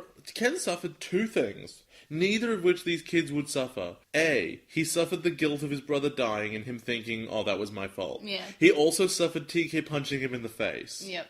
Beyond that, he suffered not at all. He was happy the whole time, really. He was having the time of his life. He was super smart, he was popular, he was on TV, people loved him. He has only, like, smiled a very few times since he stopped being the Emperor. He wouldn't stop smiling as the Emperor. He was always doing the smug smile, nice friends you got there, Davis smile. He was having a great time. R.I.P is enjoying watching the news and what people are saying about Digimon, and they're just sort of saying things like, they're saying, are they aliens? Where'd they come from? Are they people in suits? Meanwhile, in the dub, the people on TV seem to think it's some kind of government conspiracy. Where did they come from? Where did they go? Where did they come from? Cotton Eye Joe. Joe-mon? Oh, Cotton Eye Joe Kiddo. Shu, Jim. A little boy is finishing his homework, and quickly, and his parents are impressed. And it's kind of amazing, and it's realistic. The parents aren't questioning there's anything wrong. They're just saying, they're just justifying. They're saying, he's always been smart. He crawled earlier than other kids. And that's quite realistic. Like, when a parent sees that a kid is doing well, they don't often question why. They just come up with excuses and believe it. Especially because the kid's really young. Yeah. And they wouldn't have quite as much evidence against it. Yeah, this kid looks about 6 or something. He looks younger than TK did in the first season. What I don't like, well, I guess it's what I don't like because they're really nice and sympathetic in Japanese. They're like, oh, I was really proud of our son. In English, they're like, we're gonna be famous. Yeah, straight away, their instinct isn't just so they're proud. They're gonna say, oh, we're gonna be on TV like Ken's parents. We're gonna be famous, and everyone's gonna know what good parents we are. And they're much more selfish, which I like this angle because I think a lot of parents are sadly like this. A lot of parents see that they've got a smart kid and immediately think about how it will benefit them rather than being proud of their kid. So I'm fine that they made this change. It's just kind of sad. I don't like it because the point is that the kid's already evil. Yeah. So juxtaposing them against nice parents makes them more evil. Yeah. But because the parents are kind of crap, that makes the kid less evil. Yeah. And in the dub, because his mouth's not moving, they make him think insects. So it's a reference that Ken was always calling other people insects. But also, to be fair, the parents are being pretty scummy, so it's fine that they say insects to him. The problem is that's not okay. That's not a reference you can make because that was a personal idiosyncrasy. There's no reason the Dark Seed would make you say specifically insects. That's a reference to him having Wormmon as his Digimon. Yeah. It makes no sense for these kids to do that. They should use other things like imbecile or ignoramus or Neanderthal or something like that. But I think insect is an easy one to put in the kid's mouth. It's really random. I know, but I don't think the little kids know what imbecile means. Of course, it's a good word though. He's a genius. Yeah, I know, but the viewers. It doesn't matter. And yes, they do. I think it's a really common word now. It is. It's a good word. But was it in the 90s? But also, Digimon assumes that the kids are stupid. The people who are watching are stupid, though. Any word you can hear for the first time. It sounds good, though. But I noticed that I'll say this now. The dub puts insects into all of the kids' mouths. Yeah. But in the original, only one of them, and it's the slightly older one who is looking at them from up above, and it is very reminiscent of when Ken was watching the kids when he was standing on the bridge, and he was looking down them and saying, they're insects. And it's the same. The kids are walking past, and the kid's looking at his window, and it just says, insects. And that's the only mention of one of the kids calling them insects in this show. Yeah. So I think it's Iori and TK, I believe, are watching the girl walk through one of Noriko. I guess she has a name. Yeah. And they're watching her, and she's walking by, and she's boots a cat really hard. It's almost like it's a reference or something. Yep. Although it's a cat, so it's not nearly as evil as kicking a dog. And of course, they cut out the cat flying in the sky. It looks like or maybe they just showed a cucumber and that's why it flew off. Those videos are really. I saw the videos and I felt like a terrible person for watching the cat fly. So then we cut to Davis and the rest of them, I guess, at somebody's house, and all we know is that somebody slammed the door on them. Yeah. And it doesn't tell you what Davis said exactly, but I can only imagine it went something like this. hey there, my name's Davis, so listen, we need to re-kidnap your child. Yep. What else could he have said? That seems like a very Davis thing to say, so I understand that. But, like, what could he said to of this what would he have said to this person that would even be close to reasonable? 3 strangers show up at your house. Your kid has just been kidnapped, by the way. Yep. And they show up and they say, hi, we need to talk to your kid. And then you go, why? Well, just because. Do you even know my kid's name? Well, no, I guess we don't. So who are you? Don't worry about it. What position did they have? They just went to this person's house. Yeah, I think the mum's kind of fair enough. Like, she's protective. Like, these strangers are just showing up, and she's never seen them before, and they say, look, we need to speak to your kid about how he's suddenly being... They probably also mentioned, is he smart all of a sudden? Yeah, that's not good. We need to stop it. And she probably said, he's smart. This is good. What are you talking about? So, I'm just want you to get yourself like really in the perspective of this. So, your favorite thing in the world is Langley, your dog. Yeah, definitely. 100%. It's your pride and joy, and it's basically your child. Yeah. If 3 teenagers showed up at your door tomorrow and said, we need your dog, I'd yell at them because, like, no, go away, you're not having my dog. would you not ask them any questions? I mean, I would. I'd say, why? And they say, we just do. And I'd say, no. Can I have a reason? And then they, No, it's really important. We need your dog. Well, my dog is quite smart, so they'd say, your dog's too smart. We need to take the thing out that's making him smart. It's not normal. And it's like, go away. You sound like you're on something, children. I can't imagine. And Davis turns around like, I don't think I said that right. And the other two, like, seem to accept that he screwed up. Yeah, he's But Davis. what could he possibly have done it wrong? There's no way he could have done it right. Yeah. What I like about this episode is that the parents are well written and believable. Like, the parents are straight away not questioning the fact that their kids are suddenly smart. They're not believing these strangers that show up at the door saying that they need to kidnap the child. They're just happy to have their kid home. And I feel like the parents are quite well written in this show, and you got to give the credit to the writers for making the parents believable. For doing their jobs for once. For doing their jobs. So we cut to Mount Fuji, where Angstmon falls from the sky. Yeah, but Mummymon... Totally unexplained. He doesn't fall quite yet. Mummimon's cooking with, I'm pretty sure it's wine. It'd be wine, right? Probably. The dub changes it to vinegar, which leads to the question of who pours that much vinegar into a pot. A mummy. Because, you cook with cooking wine, you pour quite a bit in. I mean, it's obviously not going to be alcoholic by the time it cooks, because it burns all the alcohol out, right? Yes. Yes, but they can't have the fact that the possibility of it being alcohol, so they had to change it to wine. I mean, vinegar. It should have been soda. Here, I'm making cola stew. Yeah. That's something you would make. No, I wouldn't. Yeah, you're right. You're right. Then R.I.P is ordered to put chains on the car wheels, and that's when BlackWarGreymon isn't like she sees a meteor, and she's just like, okay, what's that? Obikawa says that he's only ordering her to do it because that she's annoying him, rather than him saying it's an order, do what I say. Yeah, it's weird. Like, it's so strange that, like, I get the word, like, I have authority here. She's like, yeah, all right. Whereas, you're annoying me. Like, you made these things. They're basically his kids. Yeah, make them not annoy you then. So, question Yep. that I'm sure will never, ever, ever get answered. Mm-hmm. How did BlackWarGreymon get here? Through the port that was opened in the... Shut up! Because the plot opened a port. It's a port plot. A plot? A porto plot. Oh my god, it's so dumb. It's a plot port. A plot. It's a plot! Digi-plot open.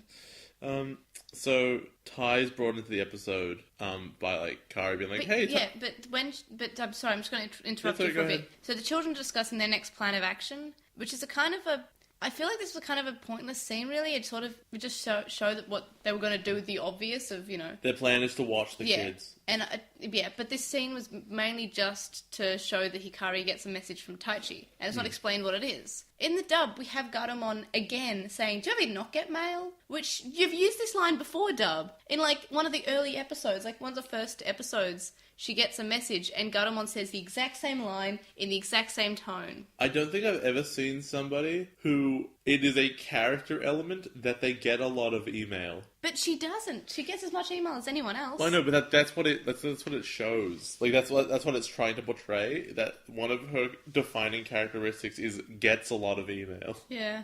So they go to the digital world? No, before that part, we see that Mummymon and Arukenimon and Oikawa are asleep. So Mummymon is talking in his sleep, and when he wakes up, he calls out for his teddy bear. And this is in the dub because they needed to have this. So this is because BlackWarGreymon is approaching in Oikawa's house, and he blows a hole into it. And I have here, I bet the dub makes a Three Little Pig joke here. And I'm so surprised that there's no Three Little Pig joke.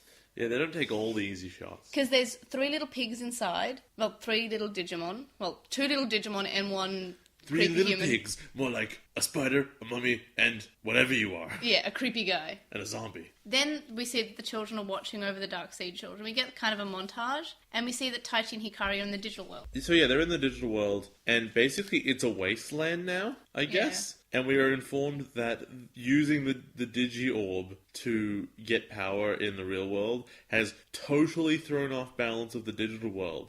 Which begs the question of how did the world survive when Shinlamon... Shinlamon has 12 of these things, am I correct? What? He has 12 Digi-Orbs. Yeah, he has quite a few, yeah. So he loses a 12th of his... Even if we pretend it's his overall power, which I don't necessarily believe, let's pretend he loses a 12th of his overall power, which is not that much. That's less than 10%. That is enough to somehow throw off the balance of the entire digital world, keeping in mind that he wasn't even there most of the time. He was in captivity until very recently. How could he throw off the whole balance of the digital world by losing a bit of his power when all of his power was gone before? Yep. So that makes no sense. Anyway, and then it is pointed out that there is just a portal hanging there to the real world. Which is convenient. The plortal, which we've discussed already. And yes, and it goes to Mount Fuji, and they just go through, because BlackWarGreymon's back, for no reason. He had a satisfactory conclusion before, where like he was informed about the meaning of life, and he's like, alright then, that's how that is. I'll go now. And he left. And now he's unhappy again, because his solution wasn't good enough, I guess. So we cut to BlackWarGreymon, basically seeing Spider Lady and being like, who made me? And she goes, we've met like 1,000 times. What are you talking about? I made you. I made you out of my hair. You were there. I was there. Yeah. We were all there. And he goes, but who made you? And she's like, what? A more complicated question. And then we get the only actually interesting thing that happens in this episode, where Oikawa goes like, well, I made these guys out of my DNA. Like, I analyzed my DNA and my genetic structure, and I basically programmed them out of that. And we already knew that he was working on like some genome project, so it ties into what he does. So it's not just like, it's not pulled out of nowhere. And I do like that sort of, BlackWarGreymon shows up and Arukenimon's reaction to saying, well, I created you. Well, why did you want to come here when you've already seen me so many times, we've fought so many times? I'm the one who created you. And I don't know why, but I really liked that part. However, the problem with this bit is, if you really think about what Oikawa just said, why would his genetics make a mummy and a spider? Because... Wouldn't his genetics make 2 people? Or 2 identical... Well, maybe they're different parts of his, genes. Which part of it is bandaged? Maybe he has an injury, I don't know, plot. Which part of it makes the bandaged mummy man have a laser gun? Which part of it's a spider? Which part of it makes the mummy fall in love with a spider? Let's pretend that the spider is an inherent part of him being evil and creepy, and that's just a manifestation of that. Where did the laser gun come from? Naughty bits? I can't figure out how these things came into existence. And also, are they even Digimon if he engineered... Well, it's the same argument as, is a child still a child if it's artificially created in a lab? No, that's not the issue, though. Are they... It is discussed that because... Maybe they don't have belly buttons. That's funny. It is discussed that, because they were made from Oikawa, they are not truly denizens of the digital world. They're actually stuck somewhere between the real world and the digital world. I think creating a Digimon is easy. It's not easy, in our, existence of real world, but in the show Digimon, it is easy. If you know C++. Is that the only coding language you know? I know C#. Oh my god. I'll just ignore you. My understanding is that Digimon's data, right? And the digital world is programmed by humans, and Digimon are programmed, and they can be programmed by humans. So I'm not sure how he just grabbed his genes and created some data from it, but let's go with that. So maybe it's easy to just program your own Digimon just by writing some code. It sounds to me like the writers don't actually know what a genome analysis is. Yep, they don't, probably. He says, I scanned my DNA, and then Digimon happened. Yeah. So my understanding is if you got access to the digital world and you wrote some code, you could probably create something in the digital world, right? Yeah. So, Angstmon starts saying, like, you're stuck between the digital world and the real world, and you're a reject and you don't belong, and that's why I don't belong. And I think it's an interesting reason for his feeling, but it also makes no sense, and it's probably incorrect. It's just that he's a Dark Tower Digimon. Just get over it. But then Oikawa says the most sympathetic thing I've ever heard, and I was on his side totally for like 5 seconds, which was, go take your philosophy somewhere else. I like it how in the dub they take this sort of you're between two worlds so you don't belong to either, and they add in the fact that BlackWarGreymon seems to say something along the lines of, what you've done to both worlds is so inexcusable, you belong to neither world. So he's adding that the reason that he doesn't fit in is because he's done such terrible things. Yeah. Which, I mean, I like that. Well done, dub. They made it a lot clearer, whereas it was a matter of it was just assertion in Japanese. Yeah. This one was slightly backed up. Then he's about to kill Oikawa, which would be really good until the kids come along and save him, and they do justify that, which is good because I was weirded out why they didn't just let him die. And it was that like only he can take the dark seeds out of people, which I don't think makes any sense. I mean, he's got the barcode scanner, which I think can do They it. could figure it out. They've got Genai. Just kill the children. No, I mean, kill those kids. Yeah, but for Ken. Yeah. Well, I mean, Ken's kind of gotten over it anyway. No, Ken's already gone. That was him removing it. No, it wasn't. He was just scanning it. I thought that was him removing the dark No, seed. it was just him gathering information. Oh, I was under the impression that was him removing it. Like, he needed to be extracted. He said extract. I'm pretty sure he used the word He's extract. extracting data, which is just copying. No, I thought he was just removing it. I don't Okay. I always thought that was him removing it. I feel like you would have seen, like, the big, stupid black thing come out of his neck. Well, it's data, so I don't know. Because why would Demon even accept Ken, right? He Yeah. says, give me the dark seed, and then brings Ken out. Wouldn't he be like, but that doesn't have one anymore? Oh, good point. I think it'd be obvious.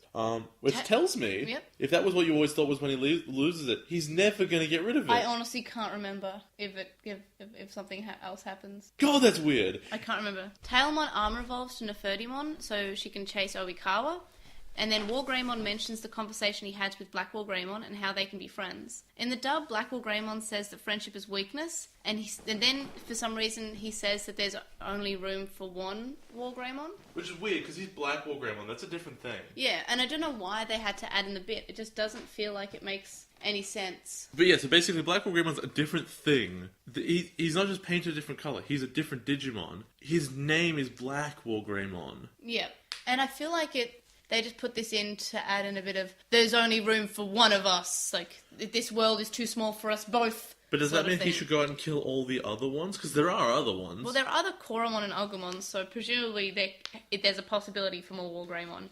Stingmon and XVmon are directing traffic, and I really thought this part was cute. I think it was one of the cutest part in the episode. Yeah, it was. And I don't know, I think it's something about that they're quite big, and they're just direct. They've got these tiny little flags in their arms. Not like the glowy... Yeah, the glowy sticks. And it's just, I find it really cute because they're just so big. And I don't know. And the kids are saying there with signs like, sorry, and keep going. It's always cute when we see Digimon. And also, I'd like to point out, why aren't they attacking these? These are monsters. And to people who aren't the chosen children or know about Digimon, these are monsters. Yeah. Why is this working so well? Well, these are just regular cars, and I think they're seeing the kids. Yeah. Also, I'm pretty sure at this point you'd be used to the monsters. Yeah, you're in Japan. And then, as to why they're not attacking them, well, we see that the entire Japanese army, self-defense force, got diverted by Digimon. So who pretty much actively attacked. I'm just remembering when the way he says sorry is, sorry, Dagya! Sorry, Dagya! I love him so much. I never used to like Amadimon, but here he is being, like, adorable all the time with his Dagyas. Dagya. I love when I kill him on runs. So let's see. We know this isn't a bad episode though, because we skip a lot of evolutions. It's true. Taildramon just shows up. So yeah, they're chasing Oikawa in the car. Oikawa. And I think it's just Spider Lady and Mamimon. Was he in the car too? I think so. He would be, yeah. Yeah, so they're chasing along, and you see that Spider Lady transforms in the car, but she's bigger than the car. How did she do that? I think her size is very depending on how the plot wants her to appear. Yeah, well, if it's in the script, I guess, right? Why wouldn't she just climb out, then transform? That animation can't be that much harder. The Wargreymon are playing football with Terraforce, which I kind of like. Like, he throws it and then he kicks it, and I just like... I don't know why. I just find that really cute. Maybe that's why I like this episode more than the last one, because it had, like, these cute moments that are just sort of there. Paildramon evolves to Imperialdramon, and then he becomes Fighter Form. He really better be able to beat Angstmon. After all, he's the strongest Digimon. But the thing is, he calls it Fighter Form, but I'm pretty sure he always calls it Fighter Mode, so I'm pretty sure it's weird when he calls him Fighter Form. Either way, so they throw two Gaia Forces and a Positron laser at each other. No, he lifts him up to the sky and says we can't fight here. Oh, there's a really, really nice piece of imagery where they're above the clouds and you see Mount Fuji and stuff. I love it. It's great. So yeah, they throw all their attacks and there's a huge explosion and like, I don't know, there's just something really concerning about nuclear imagery with Japan. Yeah. And then I think it cuts away after the big explosion. And yeah, Arukenimon and Mummymon have beaten the Armor Evolution Digimon because, of course, they have. And then they leave. Again. They shoot them, they de-evolve, and then they're like, alright, time to book it. But if you just go and stomp them in the face, you'll just win. Just win already! I know. I feel like I enjoy my Digimon bad guys more when they are fine with killing people. Because then the stakes are real. It never feels bad to lose to these dorks because they don't push an advantage. They just leave. They're giant cowards. Even though they just fought you and won. Yeah. It doesn't make any sense. It's not like they have a moral standpoint of, they don't kill people. Because they do. But just, no, they refuse to just win permanently. It's so dumb. So we cut to Angstmon is on the ground. Yep. And also Agumon is there, Wormmon and Vmon are there. Which tells you that Angstmon won. Yeah, basically. Even if they're all, knocked out cold, when he wakes up, he'll still have power and they'll all lose. And then he says, "You beat me." They didn't beat him! No. He clearly won because he's alive and he's still in perfect level. He's ultimate. Whatever. But Japanese perfect. I think it's because Digimon can only revert to a lower form and evolve, whenever they want if they've been exposed to the Digivice. Like we saw that with Leomon, who was able to warp evolve to his ultimate form from adult and then go back down and then go back up again. Which shows a really clear weakness. I can't believe it took a Wargreymon and an Imperialdramon in fighter mode to put this guy down for a moment. Yeah, well, I think it's because he is powered by the script. Yeah, but he's powered by the script. But he's also created by these Dark Towers. But you break Dark Towers all the time. Also, I'm pretty They're stupid and fragile. But I'm not sure how he got better because last time we saw him, he just lost to Qinglongmon. Absolutely. He had Dark Tower coming out of him. Yep. How did he fix himself? There's no way to get... We haven't seen that ever happen, and I'm pretty sure it doesn't happen. So, he should have just exploded. They have a weird conversation about the meaning of life, even though he's already fully talked it out. Yep. And he's already figured out his existence, and he's already totally worked it out. And they say basically the same thing as Agumon said before, which is, I live to have fun. And for my friends. I really like Vmon's. Oh, it's really cute. Yeah, it's because he's saying, I live because I can play and have fun with my friends, and I can eat and sleep. And it's just very simplistic, but it's what you'd expect, but it's also very cute. He's saying, this is why I live. And all three of them live for pretty different reasons. Agumon just lives for experiences and because he can help Tai. And Wormmon lives because he's been through so much, he feels like it'd be a waste to die because then otherwise all he's been through would be for nothing. And Vmon, his is more simplistic. He lives because he wants to have fun. Yeah. And that's fine. They all have very different reasons. And Vmon's is just because living to me is fun. And that's great. I love it. Yeah, and then Angstmon's like, well, I still think life is miserable, but you defeated me, so I will go now. That's the Japanese version. Yeah, but he also says, what you said is really stupid, but I guess I'll try. Yeah. Yeah. Whereas in English, he's a lot more positive. He's like, thank you. Actually, I really needed that. I don't know if I can do it, but I'll try. And then he says, maybe one day we can be friends. Yeah, it was a lot nicer. But and then he leaves. And again, there's only 4 episodes left of O2, and he came in for no reason at the beginning of the episode, and now he's gone to nowhere, because I don't know how he's going to get back to the digital world. I don't think he can open gates. Although, if he's so strong, he can beat the strongest Digimon and another Wargreymon. Maybe he could just punch them open. I feel like he could have killed basically everybody. Yep. Like, that's what I would do if I was angsty and strong. If he's this strong, when the kids showed up, why didn't he just ignore them and kill Oikawa anyway? I just want to say something that's just struck me as a really beautiful moment in the dub. Agumon says, if life gives you lemons, make lemon pie. And then he starts talking about lemon pie. He's like, great, can you stay for some lemon pie now? He's so into pie. Which is, I know it's strange because it feels like that's what Vemon would be talking about. It does. Because Agumon's more like, I live for experiences and I live to experience these things. And Vemon's all like, I just live because I want to have fun. I just feel like that's more of a Vemon line. Also, Wormmon in the dub is very angry at BlackWarGreymon for wanting to give up. And then he says, I never gave up on Ken. And I like this part because it sort of adds to what Wormmon says to saying, well, I never gave up. My best friend, my soulmate, the person I was born to be with, hurts me and hates me and calls me disgusting. And I never gave up then, and it's been worth it. No, I like this episode because of this part. I just feel like it's really meaningful, and I don't know, I like it.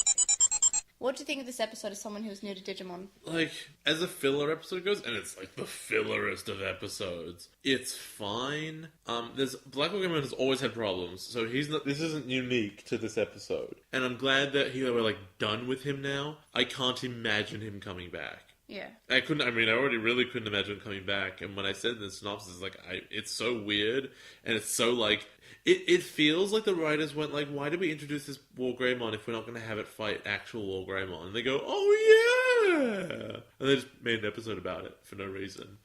Yeah. That's kind of what that felt like. So, oh well, whatever, you did it. Good job. So you don't think this has any impact on the plot? Not really. I think the only impact it has on the plot is it tells us about the genetic stuff. And that's just background. I don't think it actually does So anything. you think BlackWarGreymon's gone now? He's just gone to the digital world to be himself? I think the word is, I would go so far as to say flabbergasted if he actually came back and he was key to the plot going forward. Would you like that? I don't know. To be honest, it would have to be really well done. Well, you're a writer. What would you do?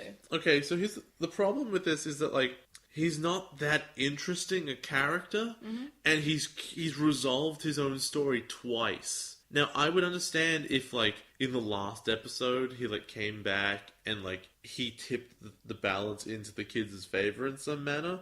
But he's, for, like, multiple times said, like, I don't care, I'm gonna go now. It doesn't make sense for this guy to come back. They've written him into the ground, so he really should just be gone forever. Right. And what did you think of this episode to how you thought about it in Obnoxious Synopsis? I said that he'd come back through the gate that was opened. And that's not true. He comes back through a random gate for no reason. I said it could be a misunderstanding, and it's not exactly. However, they are not fighting because he's evil. They're fighting because he was trying to kill the bad guy.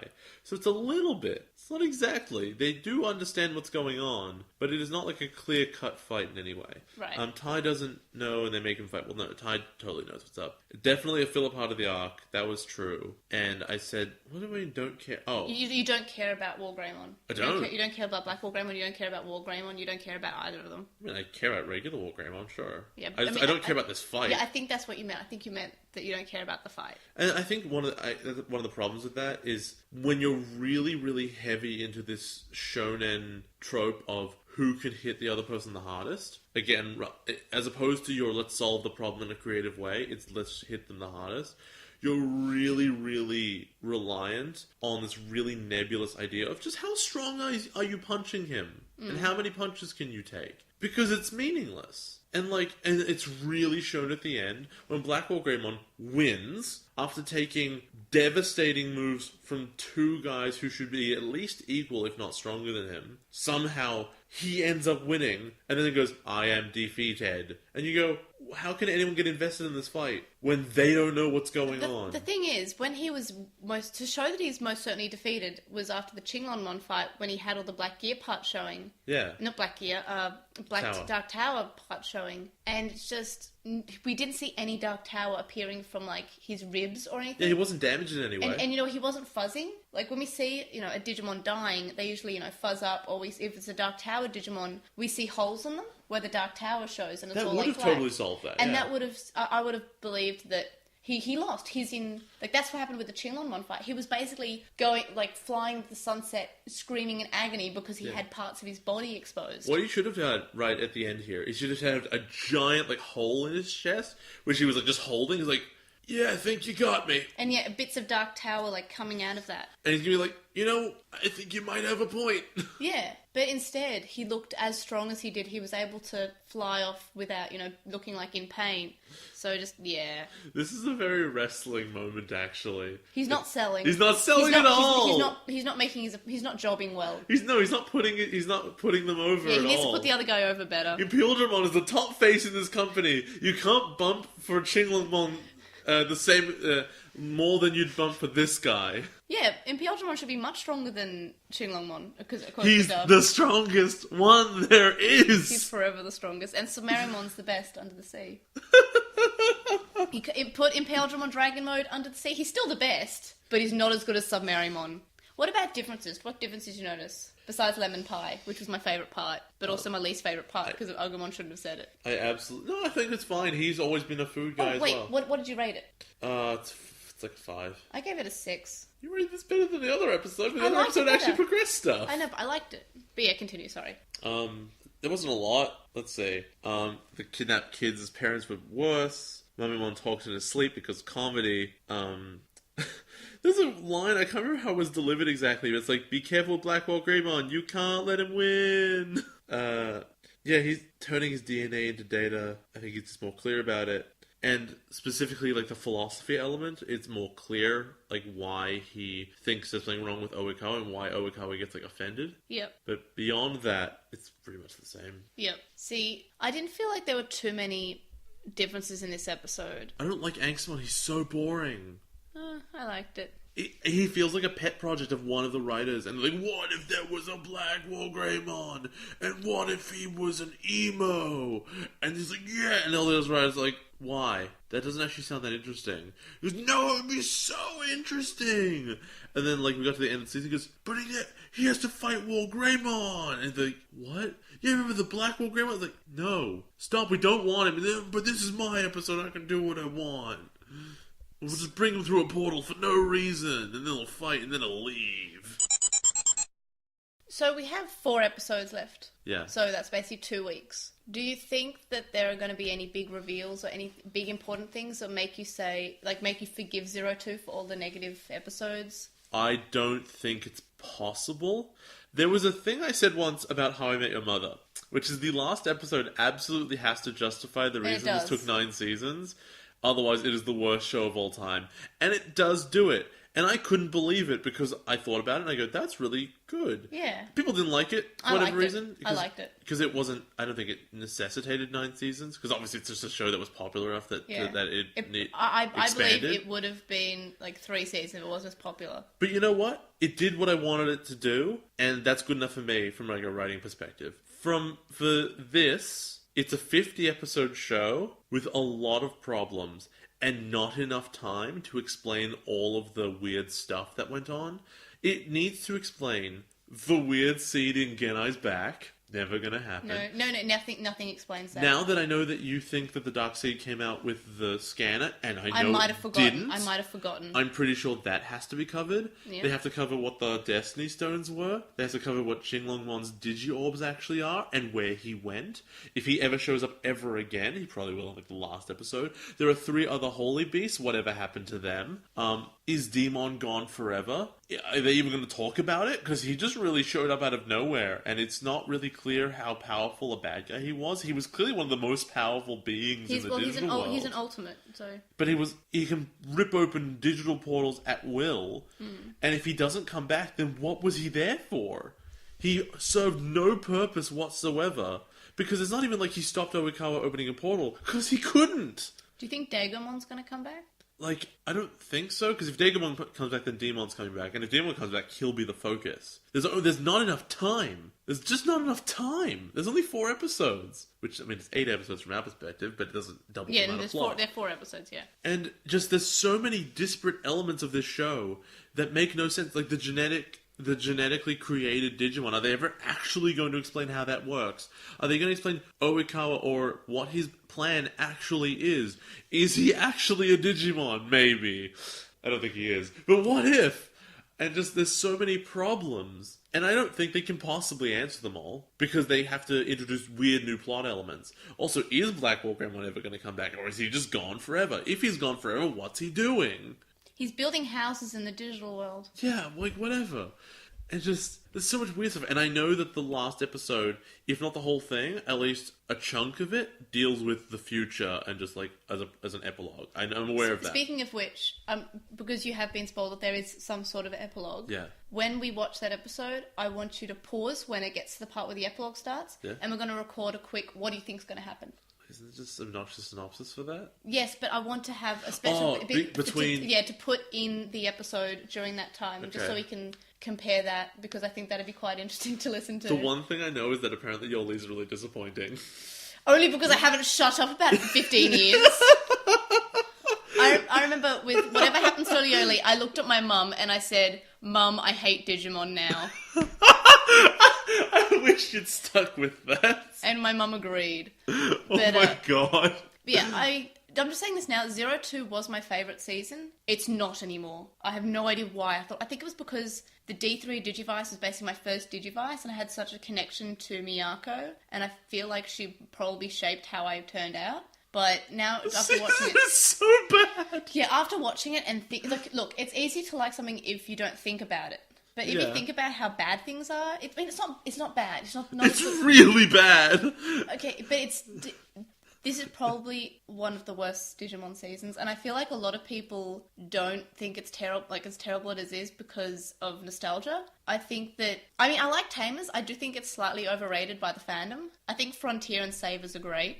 But yeah, so we're almost done with what might be the worst Digimon season. So, like, here's the thing about Digimon, is that Adventure started out like crap. Yeah, because it was slow. so bad, and it was slow, and it made no sense.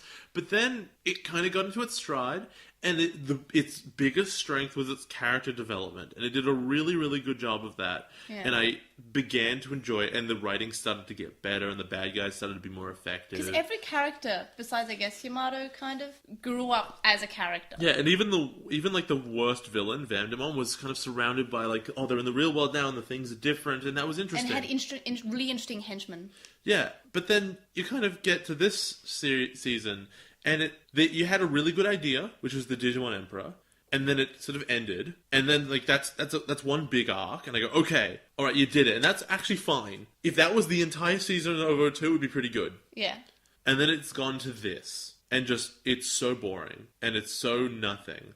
And sometimes it does good stuff, like the previous two episodes before these ones, and that's okay because. But I when I think about that, those episodes are only good because the other episodes are so bad and it solves problems. Like, it says, like, the kids were not killing Digimon, it was doing all this stuff, so it has justified a reason to fix this problem. Yeah. And now that I've seen the episodes right after it, where they just forget that happened, the most important thing in the season, they just forget happened. It's convenience. I can't stand this. It's so annoying. And now their favourite pet project, the BlackWarGreymon, came back for no reason. Those are so much wider than they were before because I'm yelling now. Yeah, you're very emotional about this. So yeah, we're looking at our audition recording, and I am very paranoid now that it'll stop recording. So I'm watching it, and yeah, we could see that all of a sudden it goes whoop because Jay is getting very emotional about 02. Oh, it's just really bad, okay? It's really bad. See, look, there it goes again. Yeah. Hey. Yeah, so I'm looking forward to Tamers. Thumbs up. It has 4 episodes to recover, and it's not going to, especially because I know the epilogue's not canon. Who said that? Because we got Try. Try changes stuff, doesn't it? No, that they've said that the epilogue's canon because of Try. That's so dumb! Actually, they have started to show how the characters change to what happens to them. Oh, I don't want... With Ty. I don't want to see Predestination. I don't want to see the epilogue, then watch Try and be like, okay, so they all survive, first of all. Because now that... Maybe not Daisuke. Now that they're all, like, now that they're all adults... No, sorry, now that their audience is all adults, they could have taken a risk. They could have been like, you know what? That character you like died. Yeah, I'm pretty sure... There's no risks now. Yeah, I'm pretty sure that the writers have said somewhere that it'll lead up to what happened in the epilogue. That sucks. We're not sure how much. They could be retconning. We all know that they're keeping some stuff, and some stuff is already being... I'll explain this more when we're done with the epilogue, and I'll explain what happened in Chapter 1 that was starting to form what happens in the epilogue. Okay. How many years after do you think the epilogue's going to be, by the way? Because I can't remember how much I you feel said. like you've told me before, and I feel like it was like 10, So you think they're going to be in their 20s? I guess. Okay. But, yeah. Or was it 20? I feel like they were like middle-aged, like they were adults for sure, when you, like what you've mentioned. Is at different points. Shrugs. Because I think that's what makes Yoli's thing like really annoying, is that she stopped being a programmer and started being like a housewife or something. That's what I remember you saying. And you're smiling at me like I'm correct. This isn't a smile. We'll get to it. Alright everybody, join us for the next episode of Del Toro Quest, BlackWarGreymon's Destiny. Are you serious?! Or BlackWarGreymon Seal. God!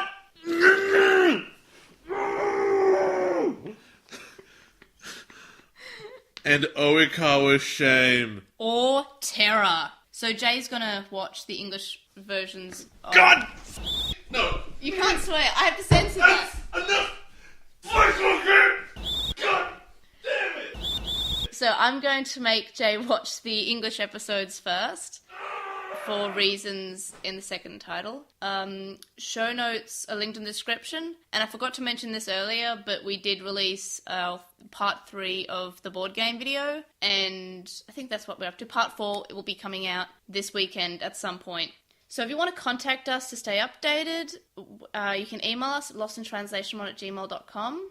And if you do send us a long message, remember to bold your main point, so we'll say it on the show, because we are trying to cut down on Postmon Pat as of some of the survey feedback that we received. You can stay updated and see funny things like the Digimon comic book, which is fantastic. So we're TranslationMon on Twitter. We're also at TranslationMon on Vine. We're LostinTranslationmon at Tumblr. We're LostinTranslationmon on Facebook. We have discussion thread on With the Will. We're LostinTranslationmon on YouTube, where you can watch our board game video and how that's going at the moment.